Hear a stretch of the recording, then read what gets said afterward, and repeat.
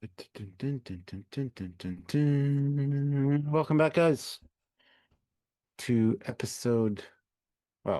our review of episode 3 of Lord Oh of gosh, Lore we're at Trek. episode like I wish, 4648.2. yeah, of Starfleet Academy, Vitus Reflux.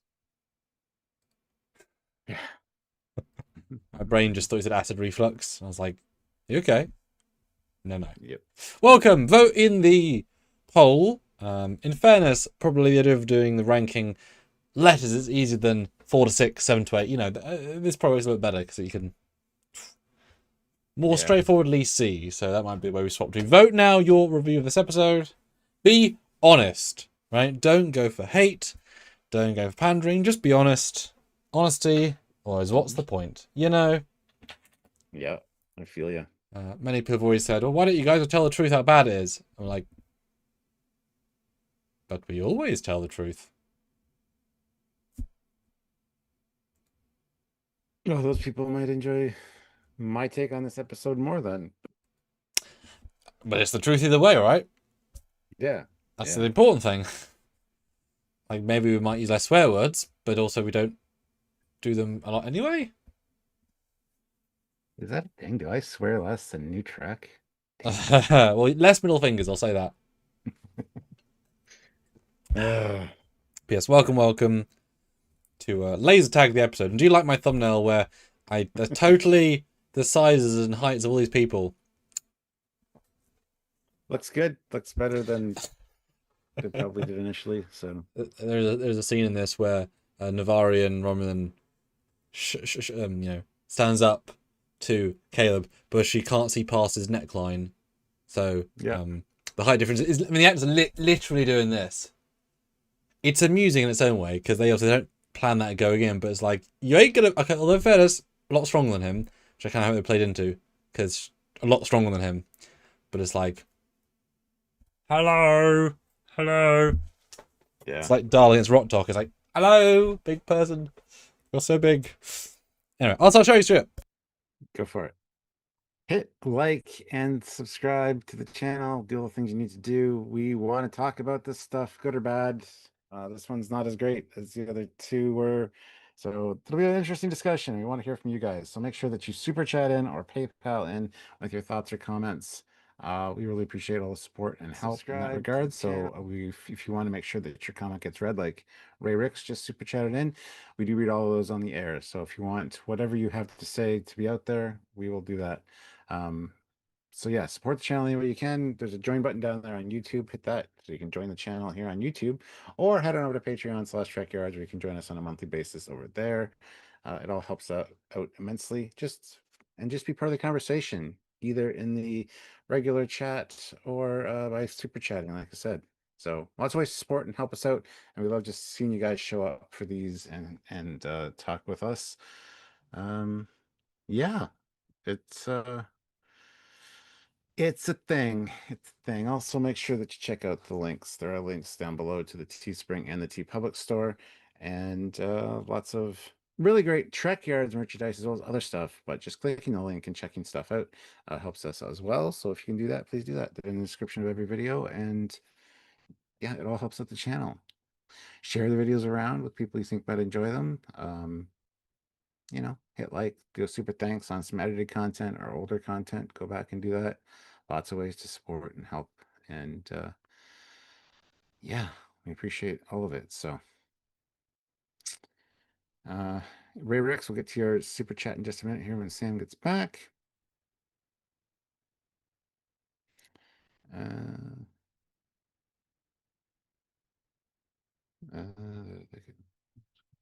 hmm. Interesting comments, guys. Okay. Well, I'm look, back. Sam's back. Howdy. Yeah, you guys always get your first comments in first. Whatever people are saying, let us know. Vote now. Yeah, anything stand out? Your Quite a few things, honestly. ah. Hufflepuff versus Gryffindor, sigh. Right there with you, Rob. I said the same thing. It felt very much like Harry Potter to me. Which of course loved by tens of millions, probably hundreds of millions. Well, So yes, not innately a but bad people have thing. been people have been saying this is like the Star Trek version of Harry Potter, like leading up to it. I didn't really see it except I was at a school, but I Yeah, didn't I get that don't see that. feeling. I didn't get that Mm. feeling except for this specific episode, especially with the way it kind of ended. Just felt kind of, I don't know. So teams, unfortunately, aren't something they can do that thing Harry Potter. It's about Not funny how. teams, just the silliness of the growth of the plant and Well, that's true. the it's just there's a lot of Harry Potter isms in this one for me. Yes, it's funny how it was easier to make things 40 years ago when less ideas were out there because now everything is something else. Oh, you go back in time to save something. It's Back to the Future. Oh, you do this. It's Battlestar Galactica. So the fact that you're already comparing something that was only 20 years ago or 25 years ago, you know what I mean? It's so interesting how, nothing's original because there's so much out there now. But I said you haven't seen Harry Potter and Star Trek, so you could argue it's also fresh in its own way. We haven't seen cartoon version in Star Trek. Well, let's get to the super chats that we got right off the Yes. bat here. Ray Ricks, Hi, £5. Good to see Ray. you, Ray. Well, I appreciate the John Hughes meets Harry Potter vibe. The things that were negatives in the first two episodes for me stood out in this episode. Hmm. Yeah, this one out of the three so far was my least favorite. So, and Robert Buckley throws in $10. Oh, Thank you so much. the man you are. So, Captain, I think the phasers work by getting a signal from the badges when they hit, hence why the replicators did not teleport and instead overloaded. That's very dangerous if it's just a regular phaser that's doing things, shooting at students. What if there's a comm badge malfunction? It would be cool if, like, when she shot the replicator with the thing, like something beamed up on the bench beside um, Mm-hmm. Raimi, like a component of the replicator, but still shouldn't have had the fire slash smoke. Um, it just that's a whole thing. It's a whole thing. We might get there. By might, I mean will. Indeed. Susiguro Ah, 2020 euros. So thank thank you. you guys. Make it all worth it. Appreciate you. This episode was what I was afraid the series would be. That's what I Mm. said. It's exactly what I thought this was going to be going into this. But anyway, in this one, we got the transporter-based assault, doxing, deployment of bioweapons, various computer crimes, vandalism, impersonation, unauthorized genetic engineering, etc. You are not wrong about any of those, really. Um, yeah, they just biomimetic gel. They just made an eyeball. Yeah, that No, was glossed over so hard. yeah, yeah. Like that's frighteningly. At the very, very least, this is the mega future. Retina scan also scans inside your eye, your brain And pattern, your not only that, but face. the presence of your body there, Yeah, like I find it, it entirely unbelievable that it would not detect. Like it's yeah. scanning you and checking the eye. It's Hmm, literally not hmm. improved since 2007 when it Like before it. you, I don't believe that. you It's could get away with it in Star Trek 2 with Identify for Retina Scan, where it's literally just scanning the eyeball and like the patterns of the veins in the back of the eyeball. yeah, but I still wouldn't believe it though because the retina pattern would degrade or be wrong or be non-blood level. Like Non-blood, yeah, non-blood, yeah, nothing like blood pumping maybe through if it. you replicate it to the moment of his life and it was somehow able to stay living, or like it would know a fake eye, it would know a dead eye, it would know a dead eye. So I wouldn't believe that I even. like how Otherwise, what's the point? I was trying to lock onto it and failing and failing and failing, and then finally got one that Yeah, that was kind of computer funny. Steve Colbert said, "Sorry, Commander, where is your body? Where is your body? It is gone. Where is you? Oh, okay. Yeah. Um, and more body horror. Maybe it's each Yeah. episode. Maybe it's the same prop. Oh, yeah. Oh, oh, Sussy oh, Guru 2000, oh. €5. The whole lot should have been expelled at the end of the episode, the captain and the war college guy included. Yeah, there's no real ramifications for anything people do in this show. Like, yeah, 30 hours of menial labor. I love how he speaks up to be like, no, actually the regulation says 7.5 hours. And she's like, well, 35 hours then. Um, And guys, remember, if you want to support them, PayPal is the best way because we get a larger percentage than the Super Chats by a substantial margin. So if you can, please do. It makes a big difference. If you can, and you get more text. We're happy to read out a full paragraph on the PayPal, trekyards@hotmail.com. Up there, it does help a tremendous amount. Stuart, speaking of, you should check the PayPal because you will smile. Can I read the next super chat first? Of course you So I can. don't get behind. Of course you can. Ray Ricks, £5. They feel like the thing the writers grew up with. That's why half the dialogue is modern series. In the modern series, feels like it was a ghost written by Joss Whedon. Yeah, but he wrote smarter. He did. Like someone in one of our chats said, the writing was bad, and I point out it's still not got the plot holes of Discovery. And future megatech does help because they might have designed an eye that could fool the computer. You can argue that better than the Discovery era, where you replicate things by going to you put a little square box into a little square hole and it makes you chicken soup. By going bing, as in classic TOS, right? The tech is not on the same part. Ultra Mega Future, a little bit different. Yeah, it raises another thing with this episode that annoyed me. You didn't prepare the replicator to make Tudurkin. Well, how the fuck do you need to prepare a replicator in the future? It should just be able to make anything. What do you have to do? Like, install the ingredients? Well, that's an example of them either not understanding Star Trek or not caring so the joke works, and both a problem. Because it will obviously say, computer, prepare replicator. Replicator, preparing. Or, she can just trap a comm badge and say, computer, local computer, do it. She could be preparing it while walking to her quarters and it'd be there when she gets there. So it's a non-scene. But I kind of enjoyed that scene, even though that was the thing that kicked it off. Was kind of iffy. We'll get there. We'll get there. Like I've said many a time, when I write my fan films, I've written well over 100, right? Everything's got to make sense Trek universe-wise. Everything. There's no point for me writing non-Trek if it doesn't make sense, even to the point of limiting my stories, because you can't do that, or that doesn't work, or that's not that, or this is a plot hole. Because your plot holes are written in, they're not removed, because you shouldn't include them in the first place. And everything's got to make sense and be rationally justified to the characters in the era. I did a 60s Trek recently that, okay, the language is a bit more loose and you can do certain things that wouldn't be appropriate in TNG. That's important. Or in Picard, it'd be a bit more mean. Picard era, because they're a bit more mean, right? These things have contextual appropriateness, but it's important.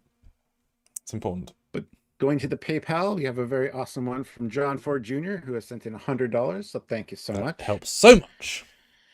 I surprisingly found myself enjoying episodes 1 and 2, but as many have already commented, episode 3 is precisely the teen school drama tropes that I was afraid the series would fall into. Best moments in this episode were scenes with lines from Commander Thok for me. Yeah, I'm kind of right there with you, John. This is what I was expecting going into this, and episode 1 and 2 surprised me. They do say episode 5 is really good, so I'm looking forward to that. But if you're going to have episode 3 is a good slot to put it in, I think. And thing is, you could make 15 minutes of really good Star Trek out of this, and maybe 25 minutes of great character work. Yeah. But a lot of other time is definitely not of a standard. But we'll get there. Almost there, but we'll get there. Next up in the PayPal is another John Ford Jr. one with $25. Amazing. So again, thank you. So helps. So thank you. Yeah, it's immensely helpful. Yeah. The absence of Robert Picardo from this episode does not bode well for his character getting any meaningful development or plot. Captain Ake schooling cadets on how to win a prank war is not invocative of an A plot for Star Trek series, nor her nonchalance demeanor in general. I mean, my hope is that as the season goes on, she'll get more professional, and that'll be her arc. That she's used to being with 7-year-olds, and that she'll learn to be better Starfleet as they learn to be Starfleet, and by the end she will wear shoes respectfully, or at least sandals. Like she'll get there, so you'll feel like an arc. The outsider became Starfleet, and the insider became Starfleet, and they'll meet in the middle, and be a good officer across the board. Yeah, that's my hope. Ray Ricks, £5. Also, people using millennial speech that was popular at time of writing the script that is somehow still being used in 900 years. Yes, that is a problem. That dates the piece. That will not age well. Moving on in 20, 30 years, looking back. Well, I don't That's a think problem. any of this modern era is going to date well. Yeah. I mean, you can watch Voyager and DS9, it doesn't feel 90s. TNG has a little bit of 80s, but it goes past it very quickly. Yeah. And Enterprise, you could guess maybe feels a bit 2000s, but not much. But the 90s shows definitely don't feel 90s. They just feel whatever they're trying to be, right? Yeah. This is going... Like, Section 31 feels the day it was written, let alone the bloody year, you know. Yeah. It's not going to age well. Or at least it's not going to age gracefully. Yeah. Hannah Sarkani throws in $5. Thanks so much. Thank you. Very kind, you guys.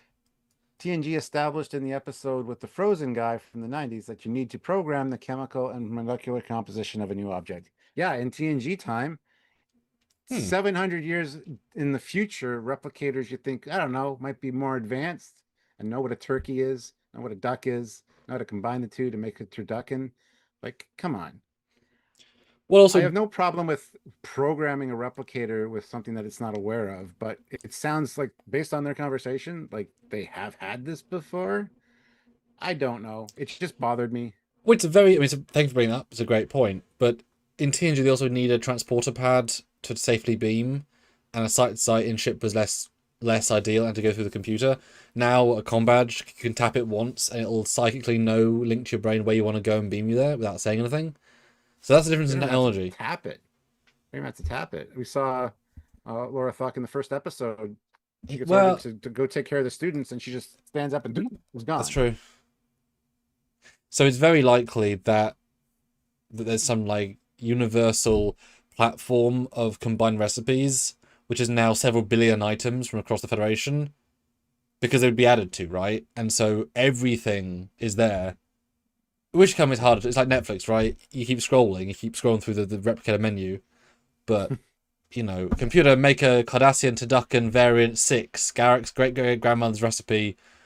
You know, there's no chance at all that's not been made yet, especially the way we're talking. Yeah, I mean 0% chance. You know. Susiguru 2010 euros. Thank you so much. Appreciate you guys. Imagine if at the climax of the first duty, it was revealed that it was Picard who told Locarno to do the starburst maneuver because they thought it would be funny. Well, people died, and it was a cover-up. That's not the same thing. Yeah. Had anybody explicitly died, I would have instantly lost respect for Holly Hunter's character. Not that she directly did the growing up thing, the blow up, but she should have expelled the student if someone had died or been injured. They play, inspired by saying throwing it to glass, they play for laughs. I still have problems with it, but you know, someone died, and cover up, and lying on record, and perjury, so it's not quite the same thing. Yeah. Chuck TNG fanatic for 70 months at the rank of lieutenant. Says, hi, Stuart and Samuel. Mediocre episode. The first 2 episodes were better. Totally agree with you. But that's the thing. The first 2 were better, right? We did get better. The show can be better. We know that. Yes. And given he did said in the some interviews, they said wait for episode 5. It's slow until then. In fact, we've got 2 decent ones out of the 5 and out of the 4 until a good one. Gives me hope that even if the next one's okay, growing pains, and 5 will push it up. BJ Turan, $5. I like the episode. B grade. If I want more hard realism, I'll go elsewhere. The Expanse, for example, or Andor. God, I was watching BSG the other week for a script, and the writing is so like all the scenes are crafted, and it's so complex and interesting. A lot of dumb shit as well, but like, whoa. Yeah, good stuff, that show. Ray Ricks, £2. Section 31 feels 10 years before it was written. Well, yeah, it feels like something. Well, it doesn't feel 2015. That was different. That was before a lot of these social things. I mean, it feels dated. It'll feel like the era was written in 50 years. It'll feel like this was the era, you know? Yeah. And then Sean Corpier 1872 throws in $5. Love you, thank you. No young adult drama in this setting wouldn't be realistic. I didn't want an Academy show, but it's here and not bad. Is that a fair point? Is a premise proven to be broken straight from the get?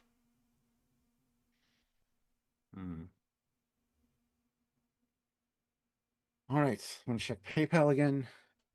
And for clarity, episode 2 was good because they used real world canon. I said real world, real Trek canon. And every episode had a problem to solve that was slightly bigger than them, and they help. That would have helped.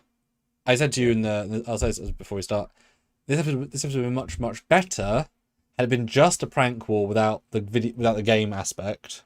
But the pranks all be lifted from historical archives because they were searching, and each one is from a past bygone era, from Archer's day, Kirk's day, Picard's day, Sisko's day, and then Peel in between. You know, then a Tholian captain in 2640, a Tellarite captain, you know, like that. What about Data's day?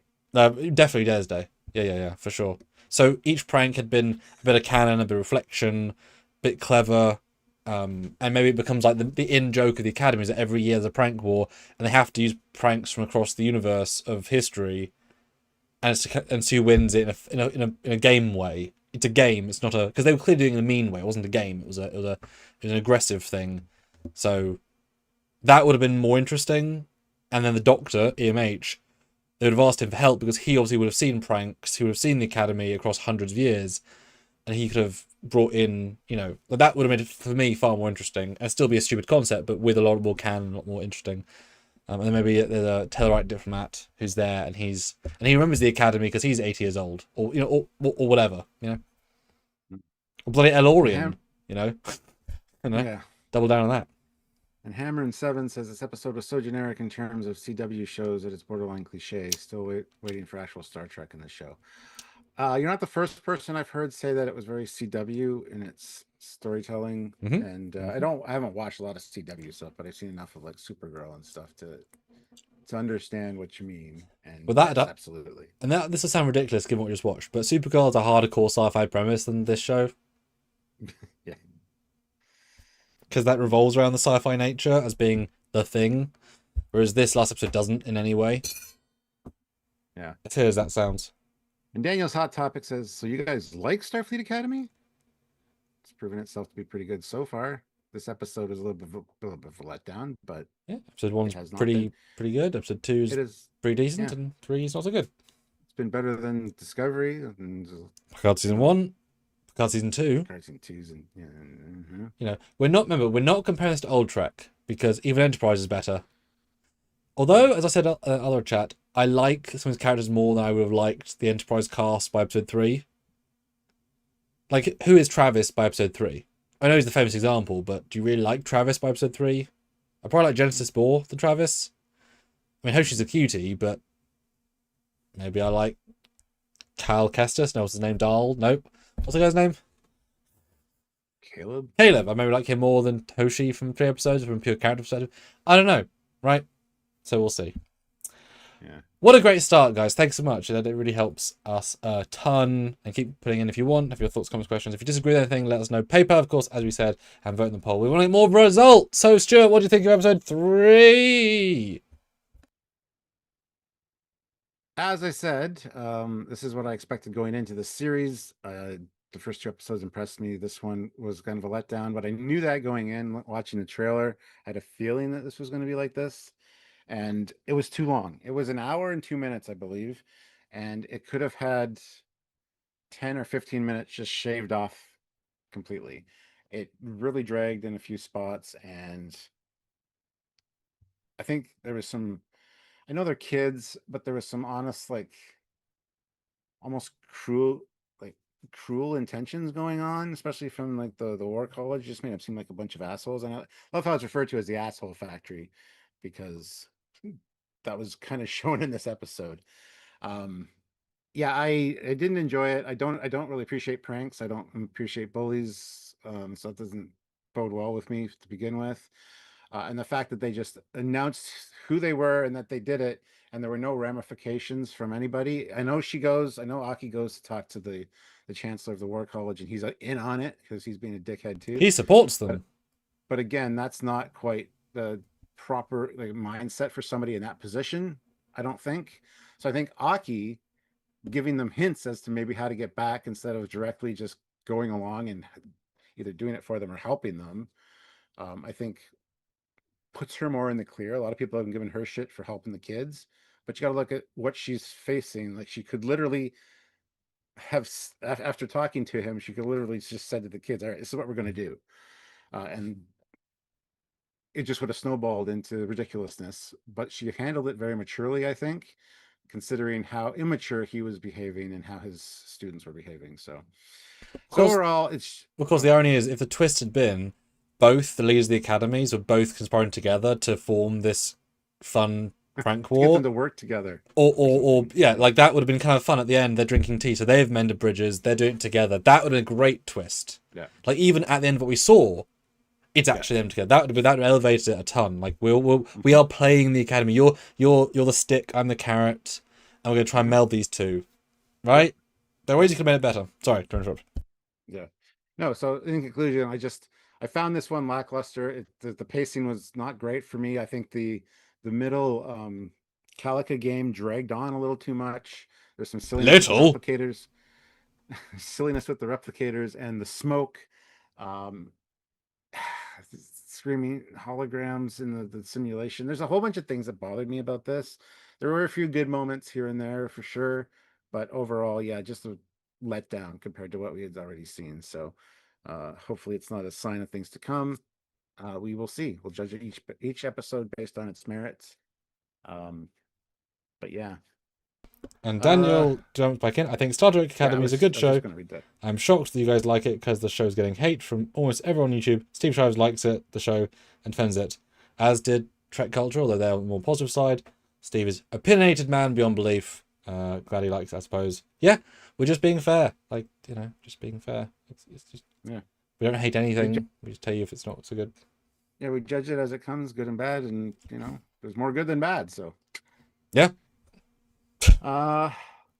Let's read super chat here. Ray Ricks, £5 to show my support. I booked a photo shoot with Genesis at STLV. See, I'm showing support. I'd probably get one too if I could afford to go. Yeah, well, that's the issue. Yeah.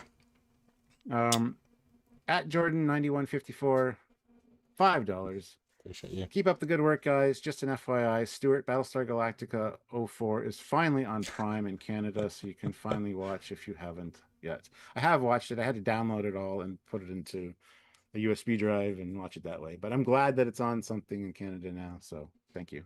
Crazy. I will be watching it again because, yeah, it's easier to keep track of when it's on a streaming service because it just automatically starts where you left off. Excellent. So Sam, hi. What did you think about this episode? Oh. When we filmed our review, I was quite shocked by your response. Cool. So let us know how you feel and if you've had a chance to rewatch it. I was given dinner duty instead. These are so long that there isn't really. Yeah, if you have time, sure, but there wasn't time. Boy, harder to watch than Low Decks episodes. The second watch, because carving out another hour and 10 is a bit harder. So yeah, still only first watch experience. It's obviously coming a bit. I'm looking forward to redoing through it. As I said to you at the start of the other one, 5 or under out of 10 for me, because it is it's not a good episode of TV, but the characters help so much. If they were bad, it would be really not good. But there is genuinely good little moments. They develop little stories across. I really like the bully is given enough. He's given good motivation. There's good vibes there. But yeah, the story is odd in that I like the first little bit. Cool. As I said in the review, we get to the first game on a holodeck.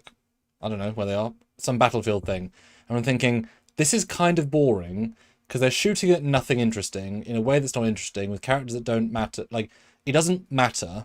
I thought, okay, we're done with that. That's like the real. That's a preamble, the real story. And then the pranks, okay, interesting. But then they do more of the shooting thing, and they keep going with that, and they keep going with that, and that's the entire middle, and nothing in that fight is interesting. It's an incredibly boring game. Incredibly. I 24 minutes in, I remember the clock. 24 minutes and 20 seconds, I was bored. I don't think I've ever Yep. been bored by a single new Star Trek episode. Now, because normally they have dislike or like or whatever. And at least Picard season 2, they're often like 32 minutes, like 39 minutes. They're often like, what are you doing? There's not a story here. But at least they like had different characters to go through. But it was genuinely a boring episode. I have not said that legitimately for any of the shows. It's boring. The scenes are meant to be actiony. It's not well directed. Alex Kurtzman did a much better job in the first two. Much better. It's not bad directed, but it's just not well directed. And then once they win the game by cheating and they play it as if it's proud, it's not proud. Like, the whole point is to win well. And I just felt bad for them having to degrade themselves in that way because it wasn't and causing criminal damage. Whatever. Like, so they did themselves dirty there. And then they prank them in a worse way that causes probably lots of injury, destroys lots of property, and makes all of them sort of run out half naked, whatever, which is disrespectful as well. I really would have enjoyed had the ending just been those little flowers, which I thought was a really fun setup. Having just their roots like gone into the building and they were stuck, so you couldn't move them. And they're just the small ones, they just repeated everything. So the annoyance factor of them in their quarters talking and they just kept repeating every word, that to me was a bigger threat than giant. Like, that's just like a stupid ending that is bad, and lets the kids down. I can't, like, imagine if one of them had their priceless mum's jewelry box from when they were young, and then this plant comes in, destroys it, and then your head of academy says let it go. They ain't letting it go. All you did was you beamed a half naked person into a pond and made a video that only you saw. These are so less pranks than destroying all your property. So they've every right now to go full at it because they did much, much worse thing. Proper criminal damage. So it's a really bad end, in my opinion. And there wasn't any Trek in it at all. It was kind of shocking how little there was across any part of it. It was as though they took all the Trek and just removed it and left the prank and the characters. And the characters raised it. But yes, this is going to get under a 5, whatever this review is, because it's how far below a 5, because it's below average, and it's not an enjoyable thing to watch. It's not bad, but there's not much good in it, and that's an important distinction. Well, earlier when I was talking about Harry Potter, another thing that, Audrey 2, the flower from Little Shop of Horrors, reminded me very much that whole section of herbology class and the mandrakes. When you pull out the mandrakes and they scream, same thing, kind of talking. So it was interesting with the plant that it's an endangered species, which means they can't really do anything with it without getting criminal And yet she can charges. make 10 in one night with no effort. Yeah, I know. Interesting. But no, it's so I don't know if I 100% agree with you. I understand the property damage and stuff, but again, it was played for just kind of laughs and it didn't seem very realistic. And that's one of the problems I think with it. But don't you agree, had they just been in place talking and just repeating, wouldn't that have been a funnier, more annoying thing? Like, cut to a week later and they're still repeating everything, and like that's a funnier. Yeah. Mandrake. Hogwarts. Yeah. Do I have pictures? Oh, there I am. Yes. I got one. I did it. Sorry. Shadow Darter, $5 Australian. That's I much. remember when Star Trek Enterprise was called non-canon, but the same people these days want it back. Call me stupid for liking any form of Trek. Well, Enterprise, when it first aired, it did break a lot of canon, and it kind of annoyed me a little bit. But it's like the prequels for Star Wars. I kind of miss the prequels now, even though they drag on. The dialogue's not that great. But they meant well. I kind of miss the George in Star Wars Mm-hmm. with the sequels. So you appreciate it more in hindsight, which the show might be the same way. Well, it's a contrast thing. It's not so much, and the show wasn't necessarily called non-canon. It just didn't use the books, but the books were made by random people who are licensed. They have no right to be the canon, etc. in a TV show. They just did a few odd choices, but it was more. It just wasn't good compared to Voyager or DS9 or TNG. Like, it was such a step down versus it being bad. But when Enterprise ended in 2005, Discovery was 2016. By 2015, Enterprise was liked more. Is 2026 and Discovery season 1 is not liked more? we've hit 10 years and that thing is there, not having a resurgence of interest. Same for the Star Wars sequels. So these, unfortunately, are going to be shows where they're not looked back in 20 years and seen as better because they're just bad. Unfortunately, whereas Enterprise at least was okay, and okay with the right spirit. Yeah, is better than being bad. Yeah. Tab extra 100 Cronus. Thanks so much. Good to see you. It just didn't feel like Trek. I didn't hate the acting, the story, etc. But this is a show about an academy, a Starfleet academy. They were just acting as a bunch of bratty teens. Which is weird because they should be older than that.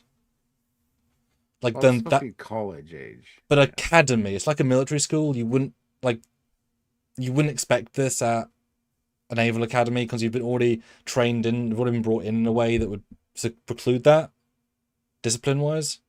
Not necessarily, no. Well, I mean, not as groups, not as giant groups. You'd be sort of beaten out of you via language. You know, they wouldn't be encouraged to do pranks in this way. No, you join the Navy, you go to an academy like this. This is where you learn the discipline. So this is well, then people can't bitch. I mean, if it is a thing, then people can't bitch. It's what you do. Yeah. Then what do you want from him, right? Jordan 9154 member for 54 months at the rank of ensign. Wow. Thank you, ensign. Thank you. But do you want one of those Starfleet jackets? Kinda. They got quite a bit of stuff on them. If they were more simplistic, I kind of like the Letterman jackets. I would probably get one of these if I had the opportunity. Yeah. No. But I would like one of the grey main jackets. They're growing on me. I really liked them, but I like them quite a bit. And Thribs, he says, disagrees. Season 3 and 4 of Enterprise are better than most of other Trek out there. Well, they're very good. At least some of them are. Season 4 is good, bad, good, bad, good, bad. And Season 3 is great across the board. I meant the first season of Enterprise. And Sean Corpier, 1872, $5. Hashtag Paramount. Take my money. Give me that jacket. Yeah, just do uniforms of any kind. You know. But speaking of uniforms, we don't want uniforms when we wake up shirtless. And so I really liked following him. First thing, cool. Big fan. Oh, that's not showing. But then, instantly annoyed me, he's got wireless headphones. That glow green, so does the skipping rope. Like, I know he's an alien, but that's a modern thing you have. This is a 3000. If you didn't have wireless headphones in TNG, as in, if you didn't wear headphones, they shouldn't do it now, but it just felt like he's just got earbuds in. It's too modern. Just don't listen to music. I don't know. It feels out of place and just him today, and it shouldn't feel like him today, irrespective of being teens. Like I would not like Wesley Crusher walk around Academy with earbuds in. It just feels wrong. It just doesn't feel right. So I didn't like the use of modern stuff here. And drinking protein and drink again, you just replicate something. It doesn't feel right. It just feels modern and lazy. Again, Wesley Crusher isn't doing a protein shake thing at a time with some eggs. He's an alien, so he can, but it doesn't feel appropriate for Star Trek. But it's teen drama, so it's a really bad sign straight from the start. He's just doing something that someone would do today in university. And that's a really bad sign. In my opinion. Yeah. And then he bumps into Genesis, who's up earlier, which annoys him because he wants to be the best of the best. And that's kind of one of the cruxes of this episode of who's team captain and who should be team captain. Yeah. But interesting opening with the voiceover to his parents as well. But this is where the character work comes in. I like you sort of forget based on her over-the-top personality. She's an admiral's daughter. She's got everything to live up to. Yeah. That's great. And an admiral in Starfleet then, and given the burn, that means she was in a very, like, there's not that many admirals in Starfleet anymore. Not that as in when she was younger, right? So she's properly, the stress is going to be huge. So that's really good character work. And how she's, being the best of the best is actually quite nice and it works well. But Jesus Christ, I can't do 11 a.m. and they're doing 5. But they're also aliens, so it doesn't, they might get 3 hours. Which would have been a nice joke if she said, I'm at this rate, only 2 hours sleep. Would have been a nice double joke, but it's okay. They've got literally the gym set from some university down the road. Because this must just be a literal building they're renting. They didn't build this, surely. Right? No, they didn't. Because this is just modern. Nothing here is Star Trek. Like, anything. How could you modernize this? I don't know. But it doesn't feel good to see this stuff. Yeah. Yeah.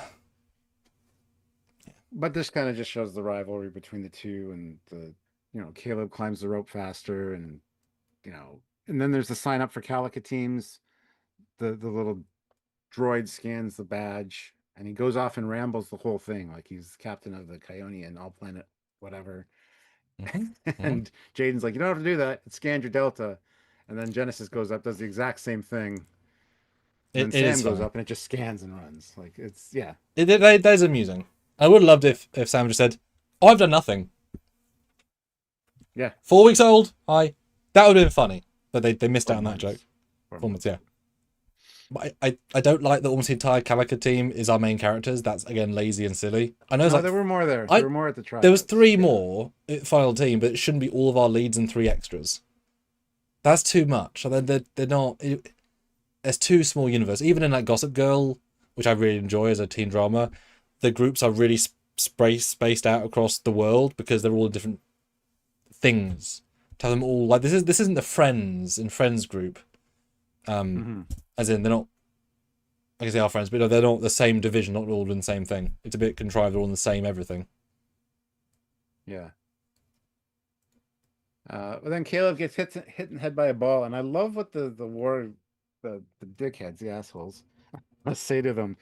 Do you find it challenging to run while debating the ethical ramifications of hurting the floor? Because with Starfleet, right, you don't want to cause any harm. I love that kind of line because it shows the difference in thinking, like or how they perceive Starfleet, maybe. But yeah, and this is just hosing down. Yeah, it's just awful. This is the douchebag is mentioned here. The term douchebag is used. Oh, bye, Chris. Make sure you vote though. What happened? Oh, is she? This is where he finished watching the episode. This is how far I could get, so he's leaving our live because he couldn't Oh, watch anymore. oh, yeah. Um, but yeah, this is just typical, you know, dick measuring contest, essentially. Mm-hmm. Mm-hmm. At least they're aliens. As was pointed out, that it's 2 native Navarians in theory, a Vulcan and a Romulan, Mm, and it's nice. There's no like friction, mm, and as we know, the other guy's a gay guy, so 3 others, you know, and Orions. I do love how there are aliens in the for his space force there, but the thing. yeah.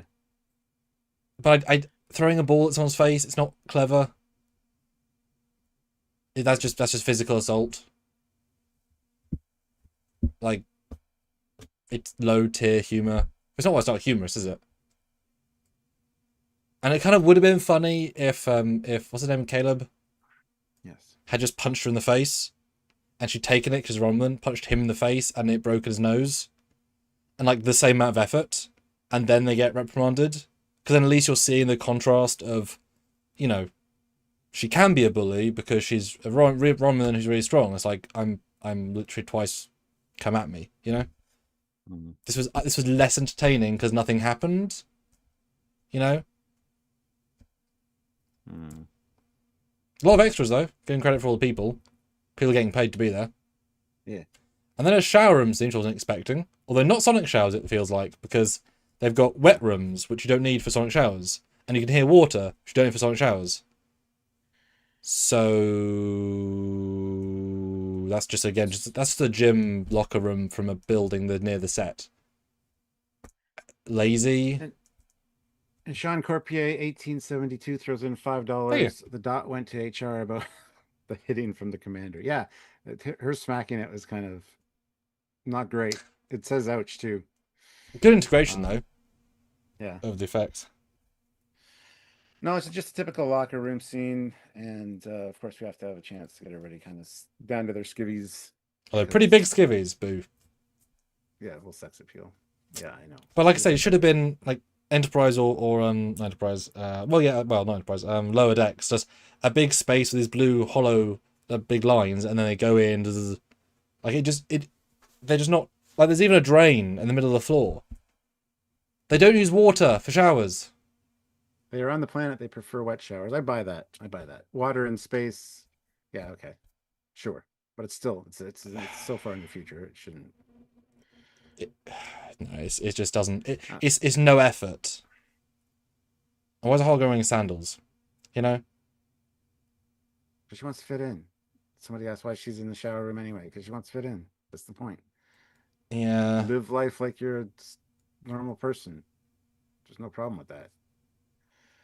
Sean Carpier, $5. I'm amazed Caleb is very restrained most of the time. Yeah, Mm. yeah. Hmm. People were complaining that he had mommy issues and he's going to be like all pouty and moody all the time.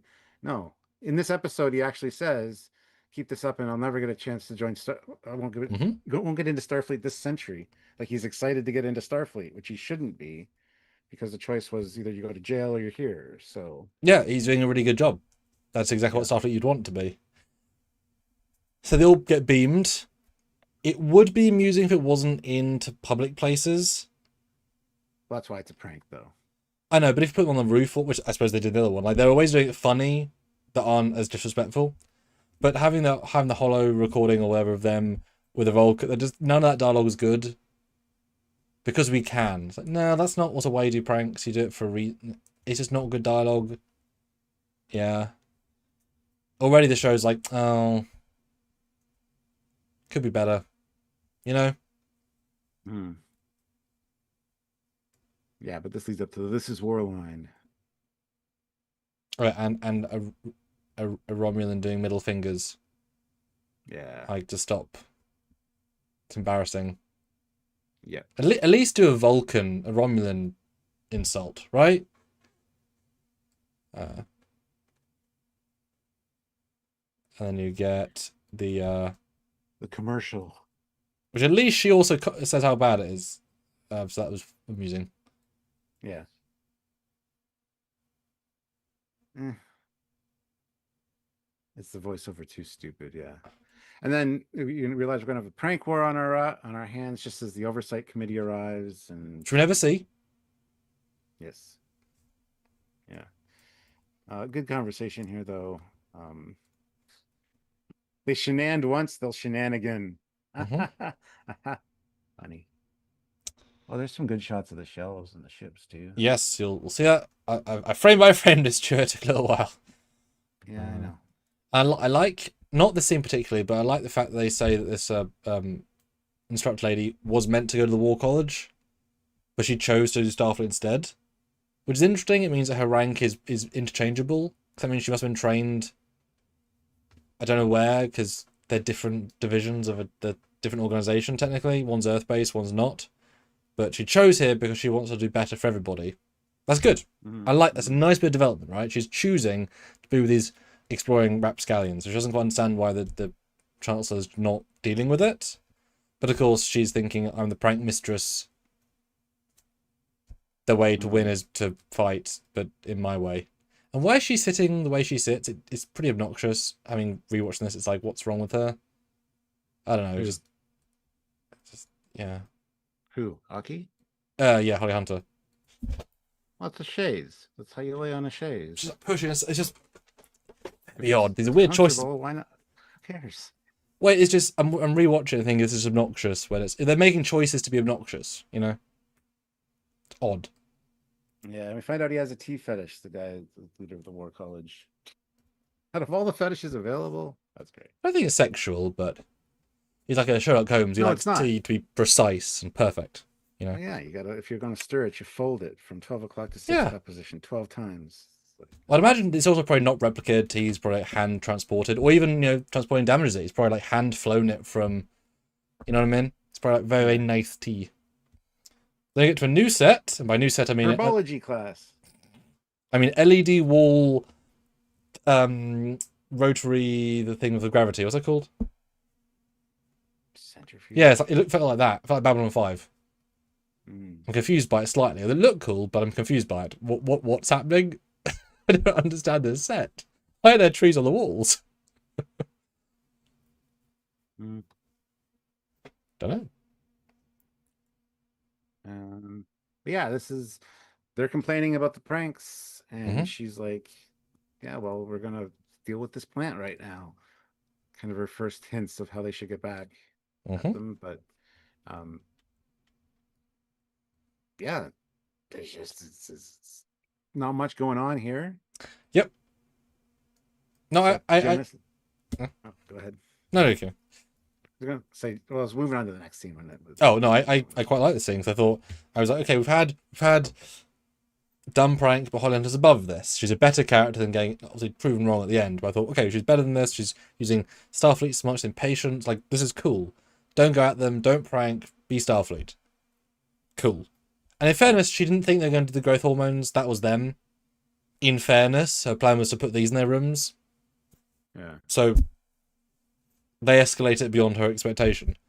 But I like it because she's, you know, yeah. They also talk about how they stole this prank. They went through the archives, and this is something that another class had done. And then they talk about the one class that beamed all of the first year students onto the roof of Alcatraz, which turns out to be her class. Although you'd think if they'd Googled the class, it would have said the names, and her name would have been like the top because you tend to put the most like it implied she was the one who orchestrated that, and therefore she'd be in the news article. You'd think.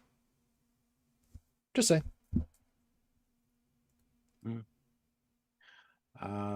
But yeah, and then we quickly move on to spritzing the spores, adding the growth accelerant, and we find out the Genesis signed up Caleb for Calica team when he was in the shower. Stole his. Now they say Delta, not com badge. Yeah, you say Delta. Which is a weird way of phrasing that, but I guess they're not com badges because no one ever uses them that way. Well, it was a Delta on the uniform that the robot scanned, so it's not the com badge. Oh, you meant I think you meant gym uniform, not uniform. Yeah. Oh, okay. Oh, I see. Oh, I see. Because yeah, for sure. But yeah, then basically she says, "Look around. We need you on the team because when I become captain, I need my best people." Look around and like, Sam's like licking rocks. I mean, she can't get injured, so it looks stupid. But she's like, it's sensory. It won't affect her at all, so it's fine. So I did like the Klingon. You need to come help. I will not, because no violence. Fair enough, big guy. Thank you. Violence related, yeah. It's good. It's good. He gets a nice little show in this. He's like a little bit here and there, a little bit here and there, a little bit here and there. Because he's having a great time. He's apologizing. Happy camper. Happy camper. Happy Klingon. Tab Extra throws in 50 Cronus. Thank you. One of the things I don't like is how the show the lessons, like this scene, squirt, what kind of technique is, or what kind of teaching is that? I don't know. I mean, it is just unfortunately as simple as spritz, they grow. It is meant to be very easy, Otherwise I shouldn't make them do it because they're like, and they actually say at the start it's like 4 days in, or 4 weeks in. It's actually going by currently the time of the episodes, or 3 weeks in. So it's actually in real-ish time if it was weekly, which I thought quite interesting. Yeah. What a useless Klingon. Why? Not all Klingons are warriors. We established that in Enterprise. You need farmers, you need scientists. In lower decks, you've got a farmer who makes the gach, and his brother who's dumb who helps carry the gach. Yeah. I don't get no this. Violence thing, is that what you're referring to? Because, again, he's a healer. Yeah, so I never get that. Klingons can be anything. Yes, they should be like 60% warriors. Well, it's always about honor too. Like he's an honorable healer. He's mentioned honor quite a few times, and his honor is tied to his friend's honor. That's why he helps them later. Yeah, honor should be non-negotiable, and the Trekyardians, but the society has every form of everything, otherwise it wouldn't be society. Definitionally, it's an absurd statement. As long as they have honor, that's important. Yeah. And strength, because they're bigger. Then it's tryouts, and I did think at this point, okay, I see what they're doing here. They built the atrium set so big that when it's out of focus, you don't think, that's the atrium set. Because they're just sitting on the steps they sat last time at the Betazoid thing. Because it's so big, you don't necessarily think that. So they don't have that many sets. They have a giant set they're going to reuse. I get it, but I don't really think that after hours, when people are walking around doing whatever, this would be public. Because it's public. But you don't think that because of the set design. But it is just public. Small thing, but it's weird framing. It's clever, but it's also dumb at the same time. It's interesting. Yeah, and they explain the the game and the mascot, and how mascot is something that's been used forever, and that Starfleet was a lapling, which the lapling is a pretty deep reference Yes, it from is. the most toys. Kivo Fajo, he had one. They were thought to be extinct. And it's odd that people complain about that. It was extinct. It's like, it's a mascot. Mascots can Exactly. be extinct. If you had the So Nebraska there's Toronto Dodo, Raptors. The Toronto Raptors basketball team has a raptor for their mascot. Nebraska It's extinct. Dodos. Fine, Yeah. it's all good. Sean Corpier, $5. I like Sam. Oh, I oh, mean, not you. oh. It shows she doesn't know how to interact with people and things until she's taught, but she is ready to learn. Yeah, it's funny. She got beamed into the koi pond, and then later, and I can't believe how stupid some people are. She came in the herbology scene there and said, "I had my first bath." Yes. And somebody online today said, "Why was she talking about having her first shower? What does that have to do with anything?" And someone in the comments corrected him saying, "Well, she got beamed into a koi pond, and so that was her first bath because she had no reason to bath before that." That's what she was referring That was to. the It was joke. very on point. Yeah, That's the exactly. problem with Red Letter Media reviews. Sometimes they don't catch the setup. Now you can miss Well, I every. want to be clear. It wasn't Red Letter Media that said that. I don't want to give them No, a no, bad name. sorry, no. I'm just saying in general, when people miss the things where there are obvious setups, that's unfortunately your fault for not catching the setup. Everyone does it, but that was in the dialogue and it wasn't exactly subtle. I kind of wish they'd removed her air bubbles with CG because she shouldn't have air. Because that's Somebody brought that up last night, but holographic air. well, no, it would be real air in her holographic lungs. I have no Well, problem no, the with that. holographic lungs. You mean holographic air and holographic lungs? No, it'd be real air in her holographic lungs. But why is she bringing in air? The Doctor doesn't breathe air. You don't know that. You do because he goes into space and he has no problem. Yeah, but then you just stop breathing at that point. You don't need the oxygen, but if you're going to replicate human, you would breathe. Well, yeah. I don't know. That would have been really That's nitpicky to me. no. That would have That's been smart storytelling. I It's like disagree. Luke. Spoilers. Last Jedi. His ghost not causing disturbance on the floor. Like he doesn't have physical weight. She has no air. Small lovely thing would have been such a nice little text. Like yeah, she doesn't have air. Why would she? She's a hologram. Mm. That can Oh, go either thanks, way for classic. me. That could go either way for me. Anyway, so they say it's kind of like laser tag, and it's like, yeah, like laser tag. So glad The laser tag classic has for real is stayed. here. $2. Genesis does what Sam missed. Genesis does what Nintendo don't. So we've got Tig, huge character this episode, in matching gym clothes. It was asked in the other chat, why is a engineer helping to run gym clubs? Because she says she's a hybrid, she's part jock as well. Like she's helping out. Yeah, very modern speak. None of those words would be in the vernacular of this era, but whatever. Well, to be fair, she's traveled quite a long ways to be here as far as Yeah, and they still haven't been Discovery era either. Well, she does suit the Goldie form quite well. Oh, and then push-ups to the guy. Poor Beta guy. Boy, he is not getting a special treatment, is he? Mr. President's son. Then the hard edit from the, oh, it's just like laser tag, and then literary warfare. Bit extreme, I would say. Although I don't mind the point of it is to teach them how to survive phaser fights. yes. But then the drones just let them stand behind barricades and shoot near them, but not at them, without having strategy for a good portion of it. So it's not really teaching them much, except like the instructors, they can just chill because they know they're not going to get shot. And she knows she's not getting shot, which is kind of odd, but you know, embracing the chaos. I do find the scenes incredibly boring. They're visually noisy without any sense of where they are, what they are, who they are. Are they on a holodeck? Are they And destroying? they look very discovery. Yes. Like this yeah, it's anyway. And it would have been The only, great had they been on the holodeck and it was started. Like, it just. yeah, I want to see what the future holodecks look like. I'm sure there's not just a yellow grid. It's got to be something different. Yeah. So I just. Yeah. It would have been great. Funniest point for me for this was when she's like, "Release the drones." Oh, it's a great visual. Dramatically. Yeah, that's fantastic. Yeah. And then the bell And the Colbert just reiterating stuff the whole time. Mm-hmm. It's just, yeah.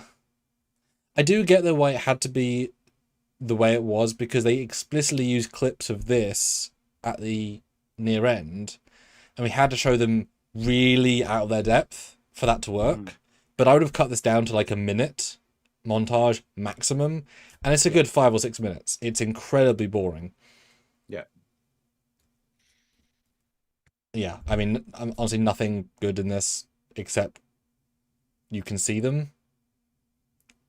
They do make a point of saying when the drones are out, I can't see the drones through the smoke, which I didn't notice until like the third time I watched it. And Yeah. that relates to later when she creates the smoke to hide the. So small thing, but Because as we know, famously, replicators smoke unlimited smoke when they are when they shot get by with transporter phases. guns. Yeah, famously. That is the next scene. These are specially built, designed phasers that I would get only game phasers, yeah. that only transport. So they're not real weapons, which means they don't have the ability to damage anything because they would beam the thing. And she does say the phaser only has one setting, so it's not like you can alter it. Nope. Yeah. So, and it's a fine concept of a transporting phaser. I'm sure it's been done before. It reminds me of Insurrection with the transporter tags. With Yeah. getting shot with transporter tags and beamed out. Same thing. Much smaller though. Yeah. But I wish they played into that with the drones, because they're obviously shooting the drones, but they're not beaming. Otherwise, they would play the scene entirely differently. Otherwise, there's only like 7 drones, you beam them. There's no sense of progression. They're just being shot at. Right? It would have been great had they had holographic adversaries and they'd been like Jem'Hadar. Right? Or Breen, or some, or even Breen, like, you know, some sort of alien race that can be masked or whatever, and they're beaming them. You actually have a tag combat situation. But they're shooting drones that don't disappear. If they do, they're not going to penalty box because they're going to come straight back. Like there's nothing here that's interesting. And I love dodgeball. I thought it was going to be dodgeball where like hit them and they go out and they can shoot from back. No. Yeah.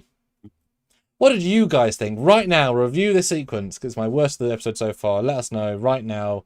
And we're also at 100 votes for the poll. Can we get to 95? I'll do a new poll because we want more polls. Yeah, so this next scene after the explanation of the Calica gun is the scene with the can't see the drones through the smoke. And come on, she's porous. She's actually permeable, not porous. Get your P's straight. I mean, that was funny. It does seem odd that she's in that fight, given that she could just walk to the object and shoot it. And given that she's also, in similar scenes, she also touches things, so she both is fire-throughable and touchable at the same time, which doesn't make sense. That does, because the physical object touching physical object as opposed to a beam. This is different.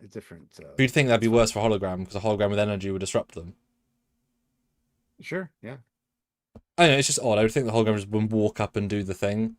But she's not really a character at this point. She's just doing stuff, which is why it's funny. And a setup for later, right? Ray Ricks, 2 pounds. They had a transporter disruptor thing in Gambit. They did. Yeah, you're right. Where they instead of a phaser beam or disruptor beam, it was a transporter beam. Oh, yes, the assassin beam that didn't assassin. Yeah. Instead of they got disintegrated, they didn't get disintegrated. They got beamed. Shit, old tech. 96 votes. Okay. I asked the question over an hour ago. How would you rank this episode, with the lowest rank being an F, highest rank being a B? In order of most, Stuart. F wins with 46%, so around 50 or 45 people, with pretty close everything else. 21% D, 19% C, and 15% B. So over 67% think it's D or worse, and let's be honest, nothing at a D is good. Like, that's not a good score for anything. So only 24% think it's passable. Yeah. That's not so good. That's funny, because when that poll started, C was in the lead for a while. Then D. And as more people came in, just kept going down.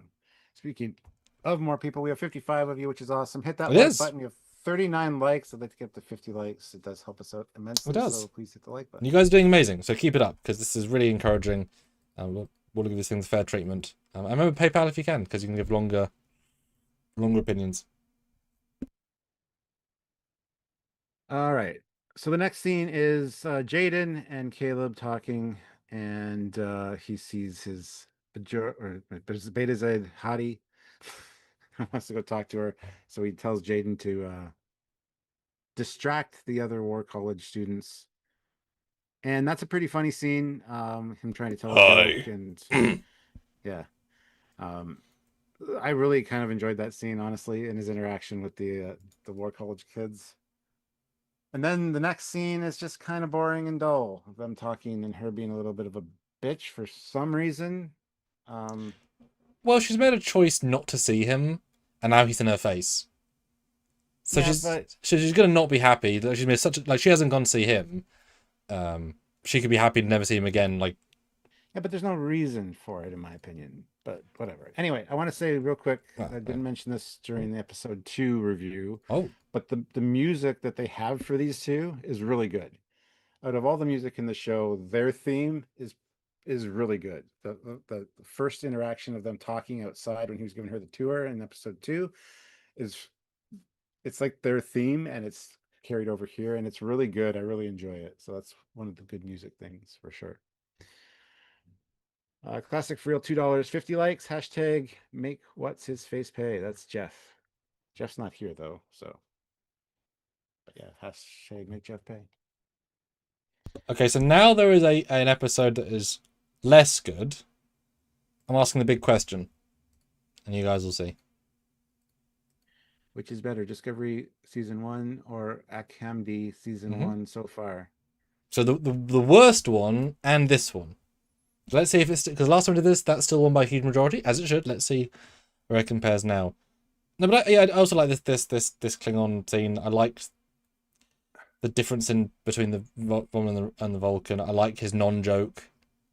I like that he's because the thing is he doesn't want to do it. He's brave enough with honor to look after his friend, and do it regardless of wanting to do it. That's bravery, right? But my God, you can't telegraph Kyle's affection. He has a thing for Klingons, and he's like eyes are glowing with hello. So there you go. I know I didn't get that till after you said it during our filming our review, and then I watched it second time. I'm like, okay, I see it. Really? Did not catch it the first time. Really? Oh, it's like the most. The actor does such a good job. It's like literally love at first sight for him. It's so like, and the Klingons like, it's so subtle. I mean, there'll be a couple, and I'm totally fine with it. I like Kyle too, but I didn't catch it. I do like Kyle. I mean, good for you that it was so subtle for you and so not subtle for me. That means some people will be surprised. And yeah, the scene with the two, it's odd. As in the gun, the guy, because the chemistry is so different to episode 2. Yeah, I get why, as I expressed a second ago, because she's made a choice to not be with him at this point. Why? Well, no, she says because her emitter thing at the end of the scene goes red, and we see in a trailer she can like force energy, so I'm sure she can damage things and kill people, and so it's like this guy gets my engine going in all the ways, and if that glows where I can kill some people, so I can't say near trouble. 100%, that's good of her to not do that, and she's like, he's not worth it because of danger. But it's just weird chemistry. Some people say the bad chemistry. I think they have okay chemistry. She's just a very expressive person, and he actually smiles a lot, even though he's a traumatized kid, which I appreciate because they're growing. As in, yeah, but yeah, too long, and not enough on the guy's arms, which are bigger than his head. Because John Corpier, $5. Maybe a survey about whether people wanted an actual Academy show or not. see, I could write a good Star Trek Academy show in the TNG era. I could. Sorry, it wouldn't be that difficult.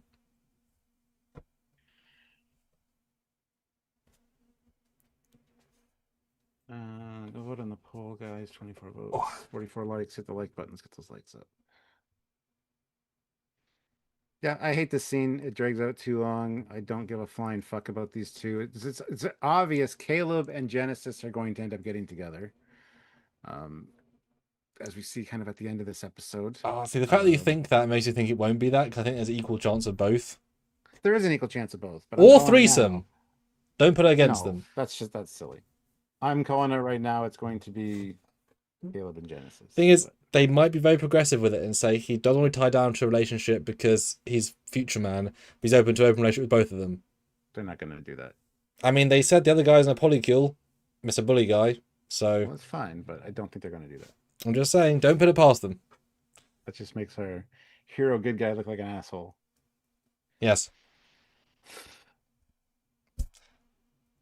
And then we're back to phaser training. I thought we were done. I thought we were done with this. This must... It was filmed the same time as the other one. Of course. But I genuinely thought that was the entire amount of laser tag. And I remember thinking, oh, we're back here. Not realizing the rest of the episode is laser tag. It's difficult in this review. Like, oh god, we're here again. It says if you're here, your scores were less awful than the other people's. And one of you is here because if the Lapling suit fits him. I mean, that Batehead guy's having a ball with it. You gotta like that guy, right? He's not that dumb. He's just unaware of his world, and that's okay. Yeah. And then we're back to war again. Well, they do mention a baby Gorn, getting your eyes plucked out by a baby Gorn. Baby Gorn, baby Gorn. Decide team captain. Baby Gorn. Dig each other's graves and have your eyes plucked out by a baby Gorn. Set us Gorn. Yes. Classic for real, $2. Genesis does what Caleb Genesis does Caleb. Goodness. Yep. And then we get a thing that in theory I like, but I don't believe for a second that they have to work it. So everyone's tired. These two are tired, right, to be captains. So it's a test of literal shooting scoring. But I don't believe for a single second they could both fire at the same time, 7 times in a row, from different heights and angles, in the same reflexes, and both hit at the same exact second for both. I don't believe that for a single second. You can't mimic that. Even if you, like, if you and me tried to go shooting, or did anything 7 times in a row, like if you tried to do rock, paper, scissors, you wouldn't do it 7 times in a row. You just wouldn't, right? I wish they'd done it, 1-1 the other one, 1-1 the other one, 1-1 the other one. They're tied, right? It's a close battle. I have no tension if they're both every timing it. It's just flat beyond belief. That's how I feel. Again, just not an interesting scene. Well, then he uses her daddy issues against her, which her reaction was ridiculous, first of all. But he gets the lead as a result. So yeah, stole the captaincy, kind of. I don't know why he'd be proud of that. Even though he's an asshole, it doesn't, because he won. He got team captain, and that's what this whole episode's about. What his expectations from his parents. Yeah, but getting it by not doing the right. No matter what, he mentions that later. He does. I told you I was going to win, any means necessary. You knew that. So yeah, great. Yep. And then we get a captain's chair in the courtyard with people who aren't even on the team. Yeah, I guess they're his friends. They might be the guys that were with him in the corridor when we first saw him when he knocked the binoculars out of Jaden's hand. They might be those guys. His actual friends. Go back to look. Yeah. Also, I don't care, so I'm not going to go back and look. Well, exactly. And then they get... but it's clearly only in this campus. So, like, I wouldn't be that... It was tryouts. It's a very harmless prank, and the footage isn't even that bad. And everyone's going to know that the hologram is a bit dumb and silly, that this is very in character, and she won't be embarrassed because she won't care in a day. Right? I don't know, it's a very, very small prank. In my opinion. Yeah, well, we don't know how far it was broadcast, who it was broadcast to, so whatever, it's fine. But we also can't assume anything past this one atrium, right? Yeah. And then the main complete dicks again, the War College guys. And I love how Caleb steps in because because he's the calm one. Yeah, Darren goes over to confront them, and yeah, Caleb steps in, and again, not showing command initiative, because he's usually a hothead as well. but he is stepping in to kind of put a stop to it. So, but they challenged him to a game of Calica tonight after curfew in the atrium. Yeah, not awesome. Not awesome. I was definitely losing interest by this point because Oh nothing yeah. it's now like, oh, is this all we're doing? Yep. We don't even know who these people are in the War College. They didn't even bother setting up the characters first. I have no idea of the name or their age or where they're from. Right? And yeah, and Thrib says, "Why did he get penalized for attacking a drone?" I don't get that. It says it. Physical contact's not allowed. There's like a voiceover of that. Yeah. Um, yeah, you took it a little too far Because and damaged some property. well, it's the exact same thing as in TNG in the one where they're playing war games and everything's got lasers tuned. If someone actually launched a real photon torpedo and actually hit the ship and damaged the nacelles, that's actual damage when the weapons are fake. Because he actually destroyed that drone. He didn't beam it. So it's very explicit. It's just it's a war game. Or like using laser tag, you then get a bat and hit someone in the face. Mm. It's a laser tag game, right? Pretty self-explanatory in that regard.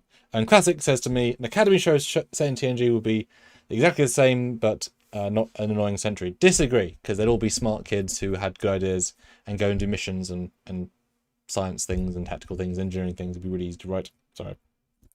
Yes. But Tenzin Gary says, the actress who plays Romulan Girl hits that smug smile just right. Yes. Agreed. Yeah, she's very hateable. Yes. I bought she was a dickhead Romulan. Good job.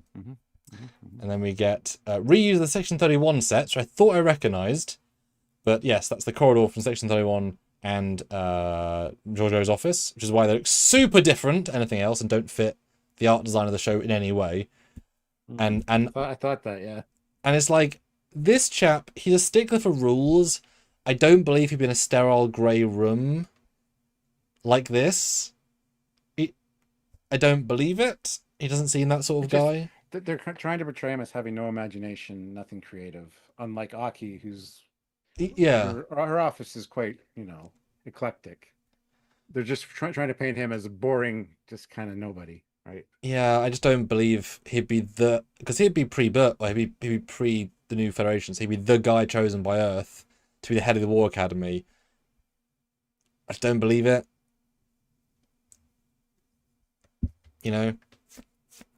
It's not a good set. I mean, it's a very, very not good set.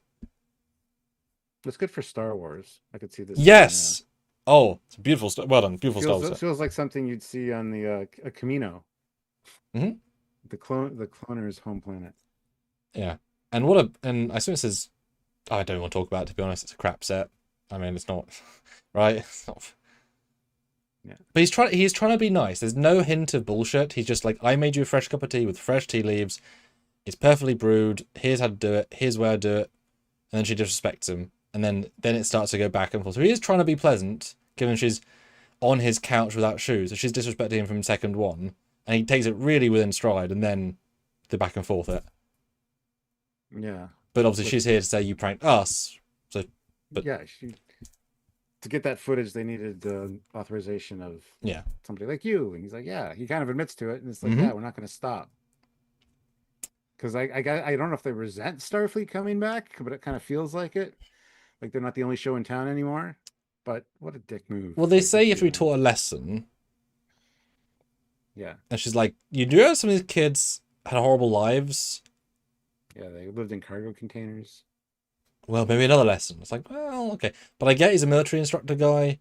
And you have to, and I mean, if you go to any military, they beat you down to bring you back up again. So I get that. They're horrible people until they're not, because they're meant to be at the start. But it's a weird scene. It's hard to place him. Like, he's not a dickhead. He's doing everything for a reason. He's not doing it meanly. And he also trying to be nice at the start. But then it's really inappropriate. At least you could have said, oh, they stole my access card. Are you going to punish them? No. That would have been better, right? But helping them, yeah. Sean Carpier, $5. She should have been more respectful of his quarters. She knows how he feels. Yes. Yeah, she was pushing buttons deliberately, I think, because she knew that he was involved. But whatever. I have no problem with her behavior. personally. I mean, she's not a respectful person anyway, so it does track. Yeah. Oh yeah, then we get the scene where they're 2.7% chance of winning against these guys. And we have to prove it to ourselves, and the rule breaking. You're in, right? You're an idiot. That's a yes. I can't. This is where he says, this is actually a moment for Caleb. I can't afford any more service hours if I want to get out of, he says if I want to get out of Starfleet this century. That's what the subtitle says, but that's not what I heard 3 times when I watched it. And you would have listened the second time carefully. Yeah, because, well, I got the subtitles up. Interesting. I want to get out of Starfleet. Okay, that makes more sense, but... Interesting.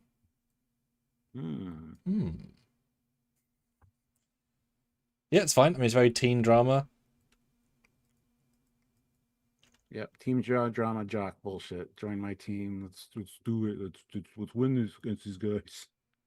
Even though they're literally tactical people on their planet in their building, and you're just 1 week in civilians. It's like, yeah, you're not gonna win this, mate, or even get close. As is true, they don't.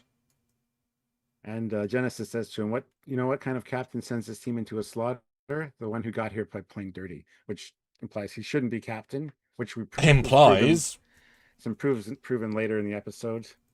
They've changed their tactics. Well, ironic, because she also plays dirty to win the 1 round. So she's a hypocrite. Shooting the replicator and then having a hologram character pretend to be someone else is absolutely playing against the rules. That's strategic against your opponent. That's not. She wouldn't do something like that to become captain of the team. We'll see. She still cheated, and he cheated. He cheated with more malice, but still cheated to get a win. He didn't cheat. She didn't have to react the way she did to what he said. Well, yeah, right, yeah, he didn't cheat. She could have been chill. She could have been chill for a fucking minute, and then why'd you do that? No, you're right. No, she cheated. He was a dickhead. Perfect. Yes. And it's not cheating because it's not in the rules. It's the hologram can't be permeable. Shouldn't the hologram play then? I mean, then it's not in the rules that holograms can't play because it's never been a thing before. Well, it would. It might be added in the future. Yeah. But you can't have a list of everything you can't have. Yeah. You know what I mean? Like. Yeah. Anyway. And then you get the atrium being closed for dot cleaning, which has also been reprogrammed so they can hack the entire dot system. I guess. Yes. Or Aki, she knows the dots all by name. Maybe she knew they were going to do this. And then we get Tron. I mean, in fairness, Amazing can do that as a set. It looks great, but it is now for the next, 20 minutes? Just a Tron shootout episode with very little of interest, except the TOS. Bugatti. Which is fantastic. 10 out of 10. But, I mean, honestly, I would skip all of this, just in general. Well, I think we can sum it up pretty quickly. Yeah. She shoots the replicator, creates smoke as a distraction. Well, they lose 5-1. No, they lose 3-1. And then they win the 4th one. But even the way they play in the first round, they just stand still while getting shot. They have clearly no tactics. Yeah. They genuinely deserve to lose. They're really bad at this game. It's a really bad battleground per se because there's no cover really. It's kind of shit. I mean, it's not meant to be, in fairness. It's the atrium, but true. And also, the mascot they call it the last line of defense. It just fucking stands there and like moves its head with the thing above it. The mascot should also have a fucking phaser, in my opinion, because it's like a goalkeeper, right? It should be able to. Well, I guess goalies don't have a phaser either. Well, no, they can't leave their box, and there's certain rules and stuff. But I really thought that the mascots were going to have phasers with the way they're describing it, and that's not the case. So. Yeah, but I guess you have to get next to them to have the spawn of the kill shot. Yeah. Otherwise, you could just snipe them from across the way because you can see them. Yeah, I mean they're just on the same floor. I mean it's a very poorly choreographed across the board. I mean this is not a good action director, and it's a really fun concept that they beam to the penalty box. Like that base concept. Mhm. Like I said, dodgeball, right? I love dodgeball. I used to really enjoy it at school. It would have been great if you still had your phaser, which conceptually they could have, and then it shot from both sides, but like they're half power. Like another element of rule there. But you've got, for the most part, humans-ish fighting Vulcans and Romulans, and just, I mean, great effects. All the beaming looks fantastic. The compositing is superb, but they just run around a very small, like relatively a very small room to the same static thing and win. Yeah, and it's way too long. Um, He also shoots the girl with no repercussion to that in this episode, which I thought would have some level of, that's like, fucking funny. it's a moment, but it means nothing. Yeah. Uh, and yeah, what's his name? Durham Ramey, the team captain. He's always the first one hit, and the first thing he says is, "I'm the offense, just me. You guys, whatever." Like real cockiness, and he was always like the first one in the penalty box every time because he's just too brazen.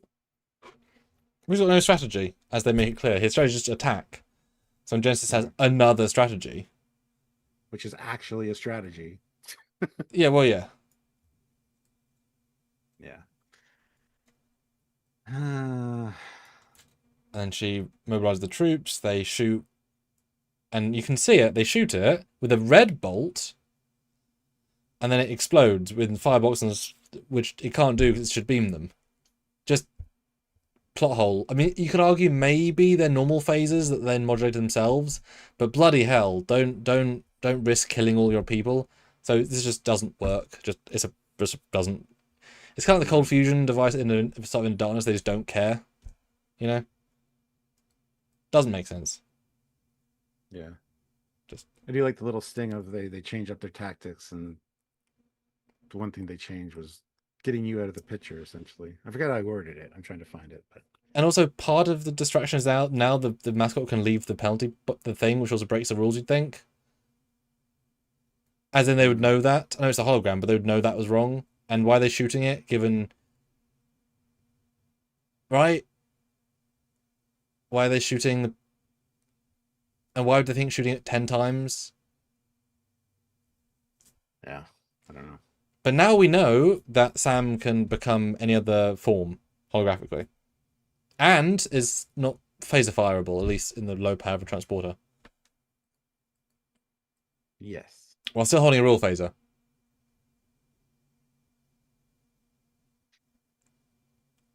And then Caleb one shots everybody, just from the high ground.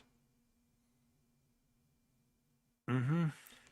And then yeah, the Vulcans like he's used. Hold on, let me get there. Basically, he used us fire. Here it is. Here, he used our own shots to locate us in the smoke. Smart. Sure. Sure. It's not even that smoky. It's misty at best. Yeah, you'd be able to see motion. Yeah. And then he said, "Oh, you're captain now." In a little bit of huff. Then they Yeah, get caught. they found a strategy that works, replacing you. Yeah, I Yeah, love that line. just breaking the rules and going off the rule. And then the two officers come in, even though it's after hours, both together, both they're dating, so it's fine. In a very low charisma, so like, what are you guys doing here? And why have you walked into the main atrium out of hours? And why is it neon? I don't know. Well, It's very low I don't know if it's tension. low key. I don't know if it's low key to say you will pay with blood, sweat, and shame. Yeah, yeah. For her, that's low key, Stuart. Come on. That's true.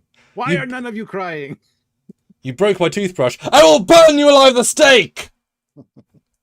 Well, she meditates on decapitation. We find out later. So I mean, that's. Oh, they just came I love from. Jet Reno. Yeah, I love Jet's response. They've got a lot of paperwork to do. Okay, they just came from a back rub. She's relaxed right now. Probably. That's her relaxed. All right, what do you guys think so far?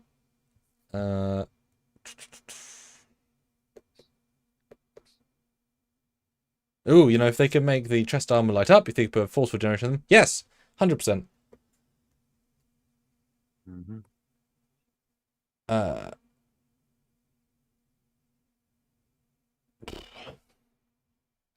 Mm-hmm.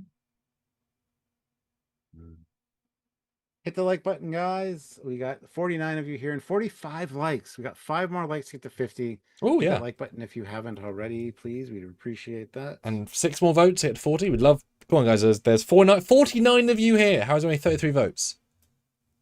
Come on, guys. Let's get to 40. Let's get to 40 votes. Let's end that. I mean, there's still a clear winner, but vote now. Yeah, I want to see the votes.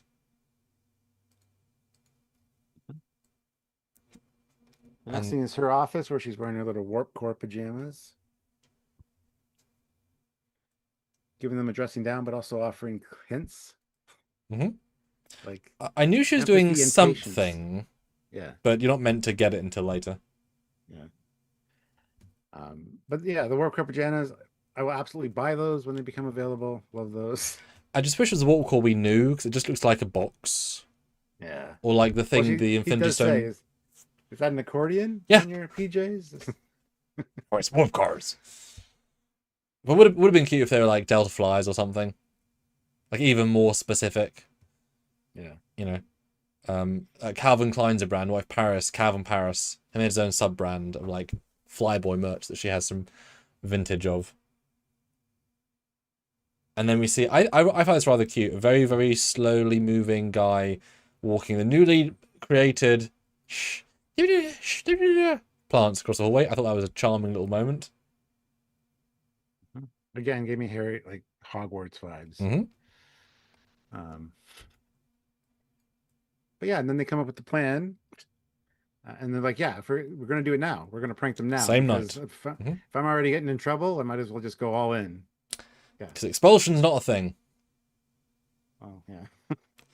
I have a very left turn scene or right turn scene when now it's the next day, I guess, and he's talking to Jet Reno about is his pad broken because he's had no internal messages, and then she looks and it's like it's your parents, and he realizes, oh god damn it, I'm just not loved that much, or at least, you know, it's genuinely a sad moment, and Jet's quite nice about this. I give her a lot of credit for this little scene because it's a really good scene for emotion that she's not used to having in this form. Well, I love that Buck comes in and they find out they're a couple. Quite a nice back and forth between the two of them. And to be fair, Jet Reno's the perfect person to deal with the kind of attitude that you get from a half Jemadar, half Klingon. So that was a surprise to me, but I really kind of enjoyed it and smiled. It made me happy.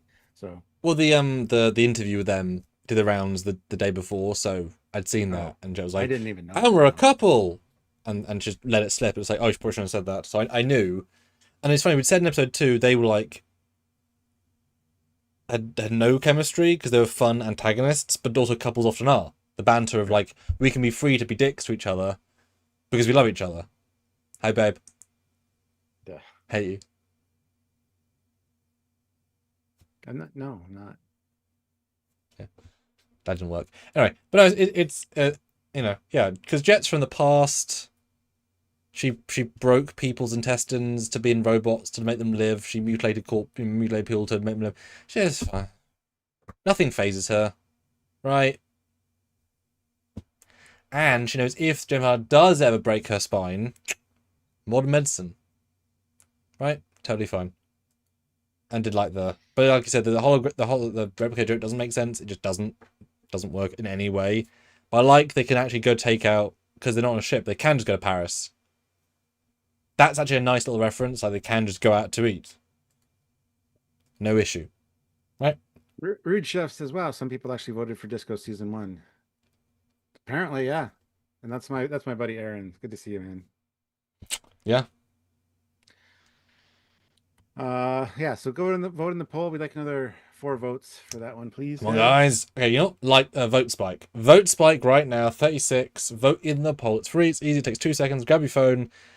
Vote now, however you feel. And still got some episode left. Super chat your thoughts, comments, questions, and PayPal if you can. It's been great so far. Any more be good. How you feel. And remember, when we get to the end of the episode today, give us your scores. We're very consistent with the last 2. It was quite interesting. This one, super interested. And that's one more final super chat burst to be tremendous. But then we get the Turbo Lift scene where he kind of comes in and apologizes for being a dickhead. Says that he had high expectations from his parents. and has Yeah. he's got mommy and daddy issues. And then they talk about his scar on his ribs, and now it's not a knife fight. It was because he's got multiple appendixes. He calls him Appendix I, and she corrects him. And he had an appendix taken out when he was 6. So Right. anyway, yeah, it's in front of everybody too. He doesn't pull her aside out of the turbo lift. I guess. Well, he says it's like that's gonna help. Yeah, Yeah, it's a fine little scene. He's the better man, as it were. yeah, not as much of an asshole as you'd expect. But also, yeah, I mean, you can definitely. That's the thing. If you understand them, it's easy to work with them, right? So yeah, he wants to be good for his parents, as she does. But there's 2 of them, and they're obviously more distant. Yeah. But that also must be his racist parenting. Like, we have 0 knowledge of judging. Like, would you say Sarek's a dick if he doesn't go to Spock's accordion lesson? Or he's also doing a treaty with the, you know, I mean, until we know, no. So I'm assuming we're going to see them later, and there'll be some backstory. Or they are dicks. Don't know. And then we get an actual turbo lift shaft. Yes! Not a goddamn chasm, not a cavern, That's true. not infinite space, not TARDIS interior. It's a fucking shaft, as it should be. I don't know why they showed it. Maybe as a, hey, sorry about that. Well, it's also straight out of TN, like, there's a shot on Voyager, it's almost identical angle. And it's the most basic bitch turbolift shaft ever. Yep. Yeah. They had a bit of money, I mean, not a lot of money, it's the same piece repeated, but it was great. Yeah, I forgot this happened. It's like, yeah, nice. Basic turbolift. S1 Noir says, when Discovery is not on screen, every character should ask, where is Discovery? I don't know why that makes me laugh so much, but that's fucking funny. Oh my goodness. That really is a really good Mogatu costume. It is. We've got 40 votes in the poll. Oh, We're going to close that out. Yeah. So which is better, Discovery Season 1 or Akimdi Season 1 so far? Akimdi Season 1 wins with 68%. Which is a testament to 13 episodes versus 3. It still wins. Worth noting. Yeah. Yeah, this is like a heist. This turns into like a heist movie type vibe where they're spouting off their plan and you're seeing part of it play out as they're also explaining it. I love the format of this. Yeah, the Mugatu costume is amazing. And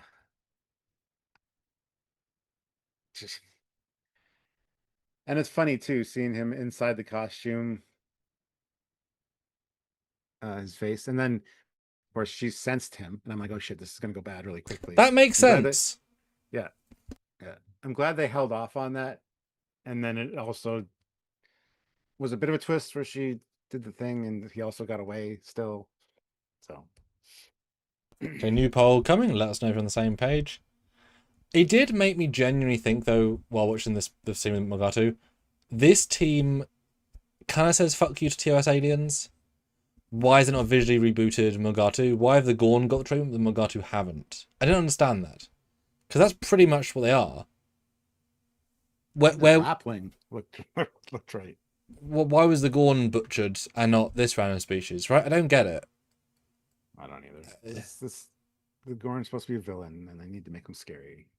It's just they respect some things and not others. Yeah.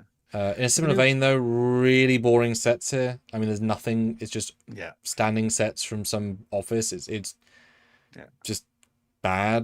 Except the quarters from Strange, Academy. And the new poll is up. Do you think the first 2 episodes were better than episode 3? Yes, first 2 are better. All 3 are the same, or only episode 1 was good. Which, note, all 3 are saying could be bad or good. Just the same. Yeah. I do like this next scene. You know, the fact that he basically forces the Chancellor man to accept culturally because, you know, don't have insult our culture. It's like, okay, I love that. It's so modern culture. He's just got to accept it. Don't stop this cultural sensitive issue. Yeah, it's great. Very appropriate. Yeah. I just love the looks that everybody are. Even the dot stops and like, huh? Yeah. Keeps going. Yeah. Oh, and then we get the biomimetic gel, which he creates an eyeball out of. what's he call it? It's with the polymer DNA imprint, he can code the programmable biometric gel to replicate any one of his body parts. From a DNA sample on his neck. Yeah, that's fine. The DNA of his eye is in his neck. Yes. All you need is one strand of DNA to have basically the whole structure. But of the it body. wouldn't be the eye and 60 years of degradation from real world events. It'd be how it was coded when he started. Your DNA doesn't update surely as you go. Right? It's like if you recreate a foot, you wouldn't have the toenails they do that day. You'd have the toenails you would do if you were a fresh foot. I'm not quite sure how that would work as far as cloning goes. So, but he's not cloning. He's basing it on his DNA. But he is DNA, cloning. He's using DNA to create another. The DNA doesn't update. Is what I'm saying. He's cloning his eyeball. But it wouldn't. But I'm saying if it had astigmatism, it wouldn't clone. Wouldn't use DNA to clone the astigmatism. Anyway, if it's in the DNA, it would. Oh yeah, that would, but not physical things. That like if you had a scar, that wouldn't, because that's not DNA based. Correct. Yeah. Yes. I'm just saying you had to assume the guy had a perfect. Yeah. Anyway, but either way, this is never going to come back again, despite it's kind of breaking so much Trek. Because at the very least, actually, why do people need to wear glasses if you can grow eyes that work? Why is the guy in the wheelchair if you can grow legs that work? Or body parts? It's this easy. Well, glasses could be a choice. Kovic said he wore them because he liked the way they looked. So. I'm just saying they're inventing a new technology, or at least showing it, which is amazing, and it'll never come back again. Because it works flawlessly.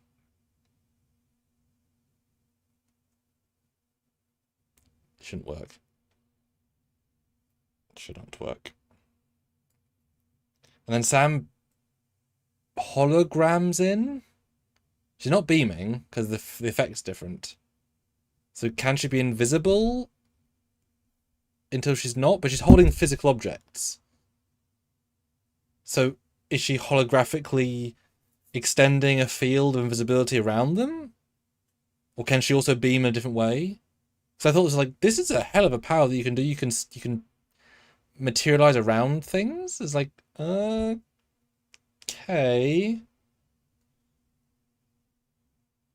Right? Maybe it's just an invisible holographic field around her. I don't know. I guess it would have to be. Although since she also appeared and disappeared, she didn't run, so she must be able to teleport to some extent. Yeah. I don't think I thought it through, to be honest. But yeah, then he gets caught. This is a decent scene. And then she kisses him at the end, which I was kind of surprised about. Their first kiss is like a side thought. And then she also like raises the alarm too at the same time. That I liked. She says, "I win." Yeah, that worked. But the kiss I was surprised about. I thought it was more evil at first, and then she has the smile as she's watching him leave. It's like, yeah, you're just fucking with him. Well, he's not gonna get thrown out. They're all in a prank war. She's part of the other team, and that was fine. And then we gotta go. Then running. I like the hologram. No running in the halls. Beam out. Yeah. The chancellor assigned me to lavatory duty. She's like, oh, she's good. Why is this building concrete grey? Wouldn't be better kept than that. Stairwells in the 1st century. And I guess all the people sleep in one barracks of glass in a sterile space where they all come out. One hallway, probably, yeah. But not that many students, though. And I gotta admit, the CGI is... war college, too, so there's... Like we talked about earlier, there's like 5 grades. Yeah, they'd have to be, right? 5 years, like older classes. And it makes sense they're only put together the first year, because they're on the same ages. Yeah. But I do like the CGI here of the things coming out. It's very well done. But boy, like I said at the start, the escalation of they've destroyed so much of their property, all that stuff. But I do appreciate that Kyle knows they're of no danger. So he presumably likes plants too, which means he can bond over the Klingon guy. They mutually love plants. Good setup. Good, gentle setup. I like that. But yeah, the guy getting thrown against the wall, presumably broken a rib. And that's a lot of their building they can't use anymore. Right? You say we can't move them, so none of them have apartment, and those communal areas are broken. So they basically just destroyed half the war college for a prank. That's why I say it's a huge escalation. This is like 10 times as bad as just showing a badly edited video of them looking not so good. It's like way escalation, which is why chances like it's done, you win, because you nuked us, you nuked the building, and we were peppering you with shells. Yeah.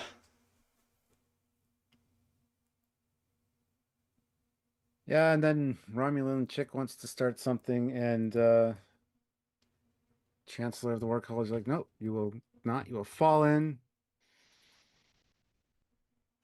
And then the whole regulation about it being an endangered species and you can't disturb it before it reaches adulthood. It's a crime. Blah blah blah.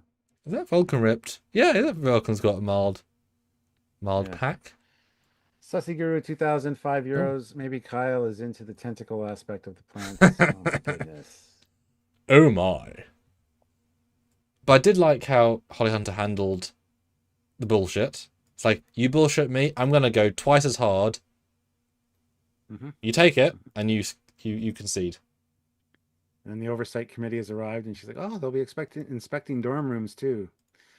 So you might want to try and tidy up." But you can't move them. I don't know what they're going to do. Yeah, exactly.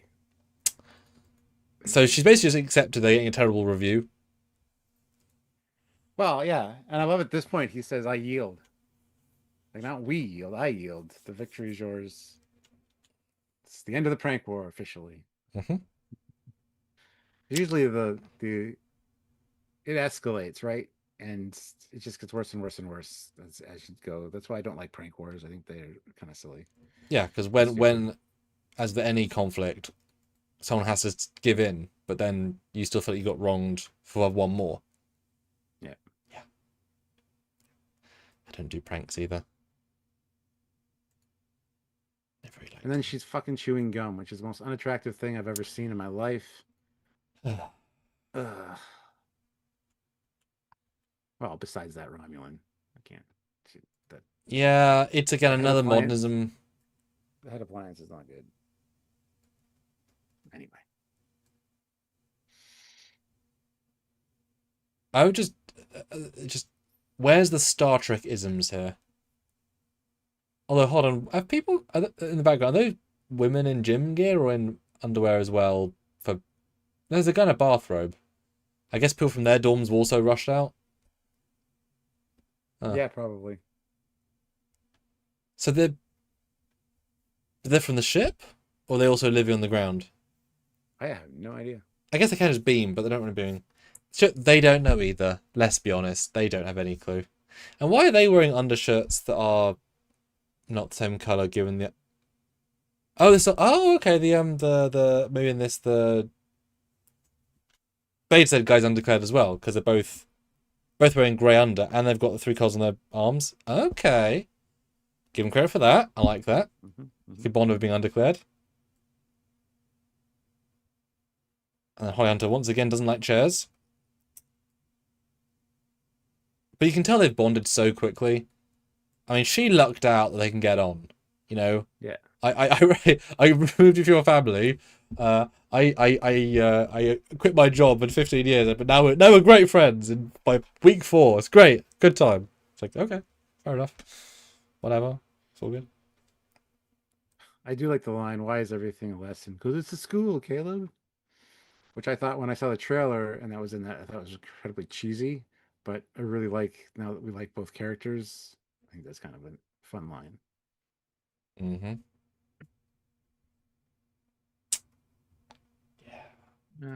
they got a cute back and forth here, talking about her past and how she fights battles and I'm teaching you to not fight battles. I'm teaching you how to end things with strategy, patience, formulate, a plan of attack, and have empathy.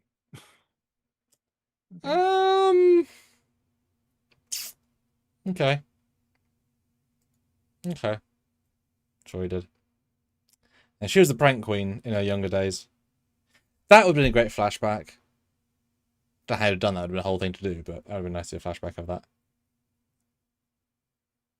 And I gotta commend one thing, and it's not a trick, but it tricks the audience without meaning to. They didn't realize it. This is when she says, "It's a school, Caleb." It's the one harsh line in her entire speech. Everyone says, "Oh, it's fun." School, Caleb. But that's on the pick for the trailer, which makes us think she's a bit of a bitch. Hmm. That's the least herbing her line. It's the one they picked, right? Yeah. Very odd. So I commend them for that's all it was. And also, it is a school, Caleb. Calm down. Yeah. And then smugness with the Dromedar. Yeah. I didn't tell you because you needed plausible deniability in Thank case you, they Chancellor. asked you about it. Yeah. That was great. And then the jackets. Yep. With a very small girl's one, she holds up. I was like, that's a small It's jacket. tiny. Yeah, I thought the same thing. Yeah. The captain's one's mine. It's like, yeah. And then the look that Caleb is giving her, and the, you know. Puts on his jacket. It's good in it. He feels like he's got a teamness, which he does. It's nice. He's not angsty. He's a chill lad.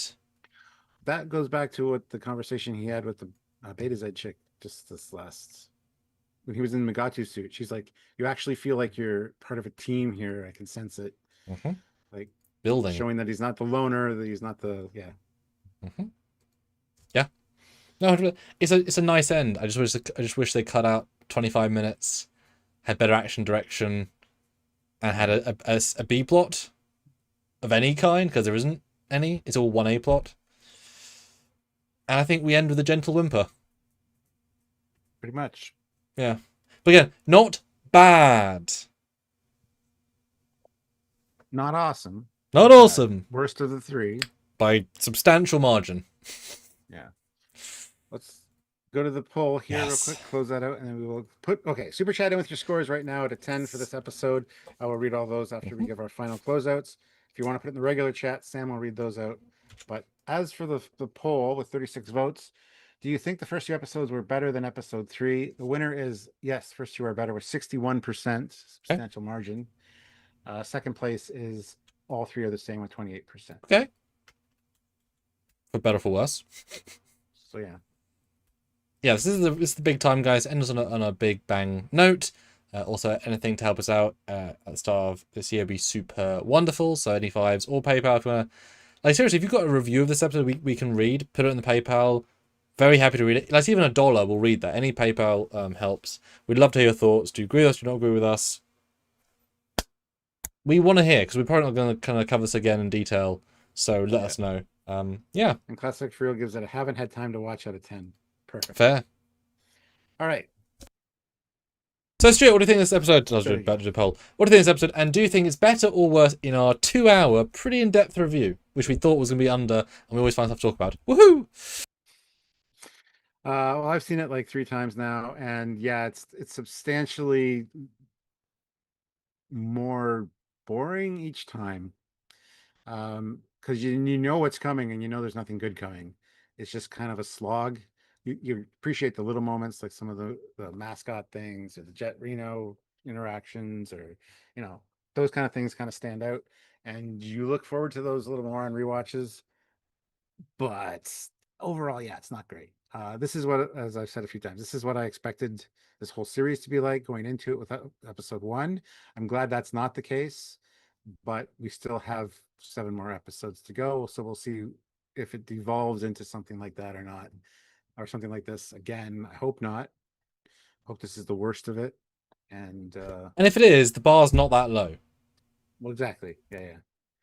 But yeah, I think talking about it just kind of we glazed over like large swaths of this as far as dialogue goes, but it's not really, because it's just the same shit being repeated over and over again.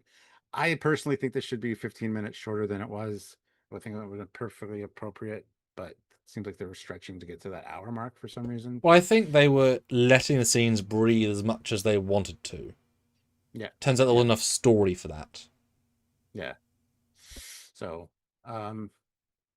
yeah, what's the scoring critique? Okay, so and this will be really interesting, because I do think this will be the first one where they're all very different. There's quality for new Trek, which anything Discovery onwards, quit old Trek, and enjoyment. I think these are going to be 3 first always. Yeah, very, very different scores. Enjoyment For me for this one is going to have to probably be a 5.2. Okay. I did not enjoy it. I did not look forward to rewatching it. And I was halfway through looking at how long is left. And to be fair, even though it's all neon and troned up, that middle section just is kind of boring and ugly to look at. So that's pretty substantial. And even the training simulators as well. It's just so that's my personal score. Out of New Trek, I mean, there are worse things for sure. Oh But yes. I would much rather watch this than some of the other stuff. So, out of New Trek, I'll probably give it a 6.4. For all of Trek, No, this don't. is Just to old Trek. just well, yeah, Just to that's all of TOS to Trek. That's the Enterprise. real Trek. It's the real Trek. Yeah. Because that's fair, because there is a different margins. As per, those who don't know, for the last couple, we were always a point and a half below New Trek to Old Trek, minimum, because we know the distinction's going to obviously be there, so it's worth saying. Likable enough characters going, but I. All right, I'm just gonna go with what popped into my head. It's 3.9.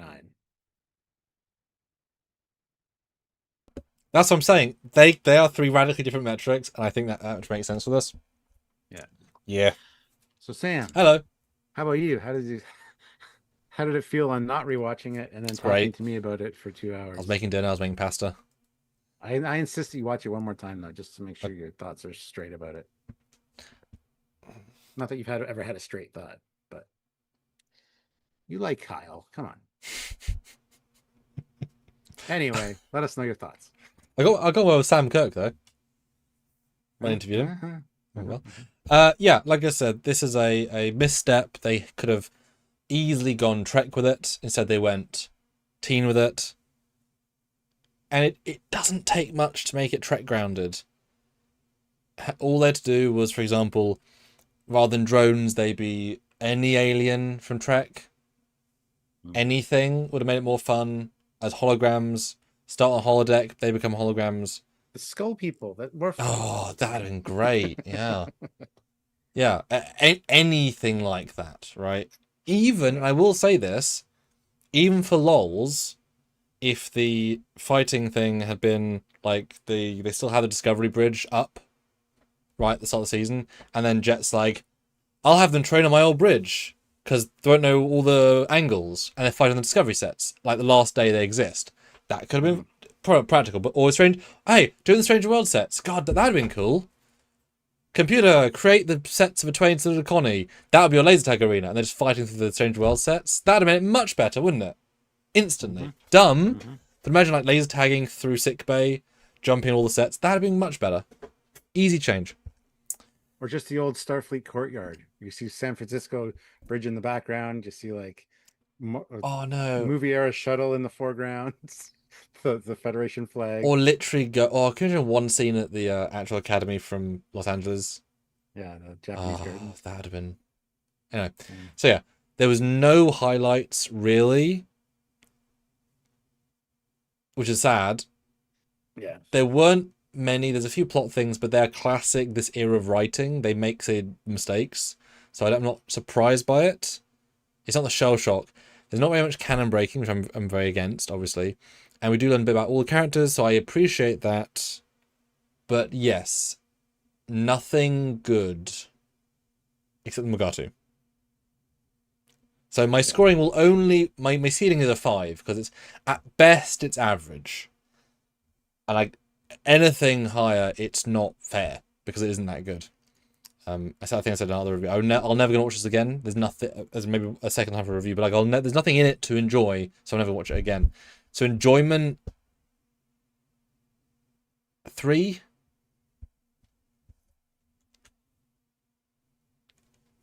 okay. It's just not an enjoyable episode. But again, that's a different metric, right? New Trek, I'm gonna say solid 5. I think it beats a lot of other Trek. For New Trek. Yeah. Old Trek, I mean,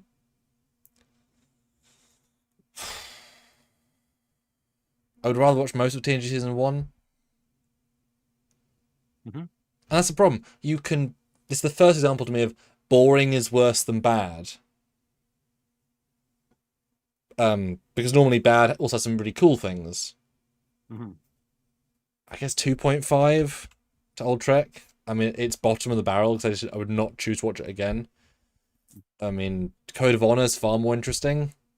Oh god, that's the last poll, Stuart. Oh god. That's the last poll. Because seriously, guys. Okay, Well, last Leo, poll Are coming. you going to keep tuning into Acamd live reviews? Yes, wins with 53%. Nah, 39%. And yes, and super chat sometimes 8%. Oh no. BJ says, wow, I'm the only one that enjoyed the episode. I mean, there's a few people that said they really enjoyed this episode when I did my first reaction last night. I just, compared to the other two, this is not good. So, And like I said, enjoyed's relative. Like, it's just nothing is happening that's good. So I didn't dislike it. mm-hmm. I didn't hate it. But there's nothing there. Right? Yeah. And Code of Honor, definitely a better episode of Star Trek. I mean, across the board. All right. Well, in my opinion. Yeah. Let's get to the super chats here, the super chat scores. Susiguru 2000, €5. I'm giving this episode a 3.6 out of 10. Okay. Cranko won $5, a 3 out of 10. The captain acting like a child killed it for me. It's ironic because she's as 400 far, yeah, something like years old, 453 years old or something. Well, it would be nice at some point if they said she's a baby lanthanite and that's why she's acting so mature. Well, considering she's part human, I have a feeling that she's actually pretty old for a lanthanite. Like she might for that version. Yeah, I could see it being like she's middle-aged because of the difference. Yeah. And classic for real, $2 meant to hit super chat option. Here's penance. And Ray Ricks gives a 4 out of 10. Vote in the poll. Vote in the poll. So, non-stretch scores. Everyone quick fire them if you can. Let us know what you think. So, we have got... There's the first one. Yes, there. Okay. So, BJ says 7 out of 10 for Discoverse. I enjoyed it for what it was. Good enough. Got enough good in it to keep me interested and entertained. Joseph says 6.7. Again, going back to those 80s us versus bad eggs films, aka Battle for the Mountain. Beantown 6. Michael 6. Anton 6. The Stanley's 5 to 6. Captain 4. S1E3. Sean Coppola 5.5. Aussie 7.7. Mum gives 7. So they're quite positive, guys. So if that's low for them, that is a low for them. Captain Tim 4. Which I missed. Sean 4 out of 10. Donnie only a 7.3 in his fake rating, which of course is very, very high for Donnie, even his fake rating. Gosh, what, Donnie, if you're here, what would you give it? Because you've got to give it at least a 9 based on your rankings of things. Because he always gives everything 9 or a 10, even the bad ones. And that's the thing, right? I try and be consistent. If this is a 6, then the line between 7, 8, and 9, 10 is so... delineated. Yeah. Because it's so below average for quality. Like, even low decks episodes can be a 6. And like, that's alright. But at least there's some fun stuff. You've got to be able to have lower than 5 for below average. Otherwise, things like Discovery Season 1 will be like 1s and 2s, and that's really unfair because there's lots of good little things. That's not fair because they aren't 1s and 2s. 1s and 2 is like The Room, in terms of quality, is like a 1. But enjoyment is like a 9 or a 10. Right? So good it's bad. So good it's bad. Yeah, it goes the other way. Because they get the same thing, like the very short treks, right? They're so bad it's good, is what I meant to say. Yeah, very short treks are so bad, there's a different scale, you know? Yeah. Kevin, 9. Okay, Kevin, can you give us a reason why? We'd love to hear why you loved it as 9. That's a high score by margin. Let us know. We would like to hear it, but we don't have time, so. All right. Code of Honor wins, Stuart. One of the few times in its career it's going to win handsomely. Yeah, so which is the better episode of Star Trek? TNG Season 1 Code of Honor wins with 68 or 66%, sorry. And Acamd, 34%.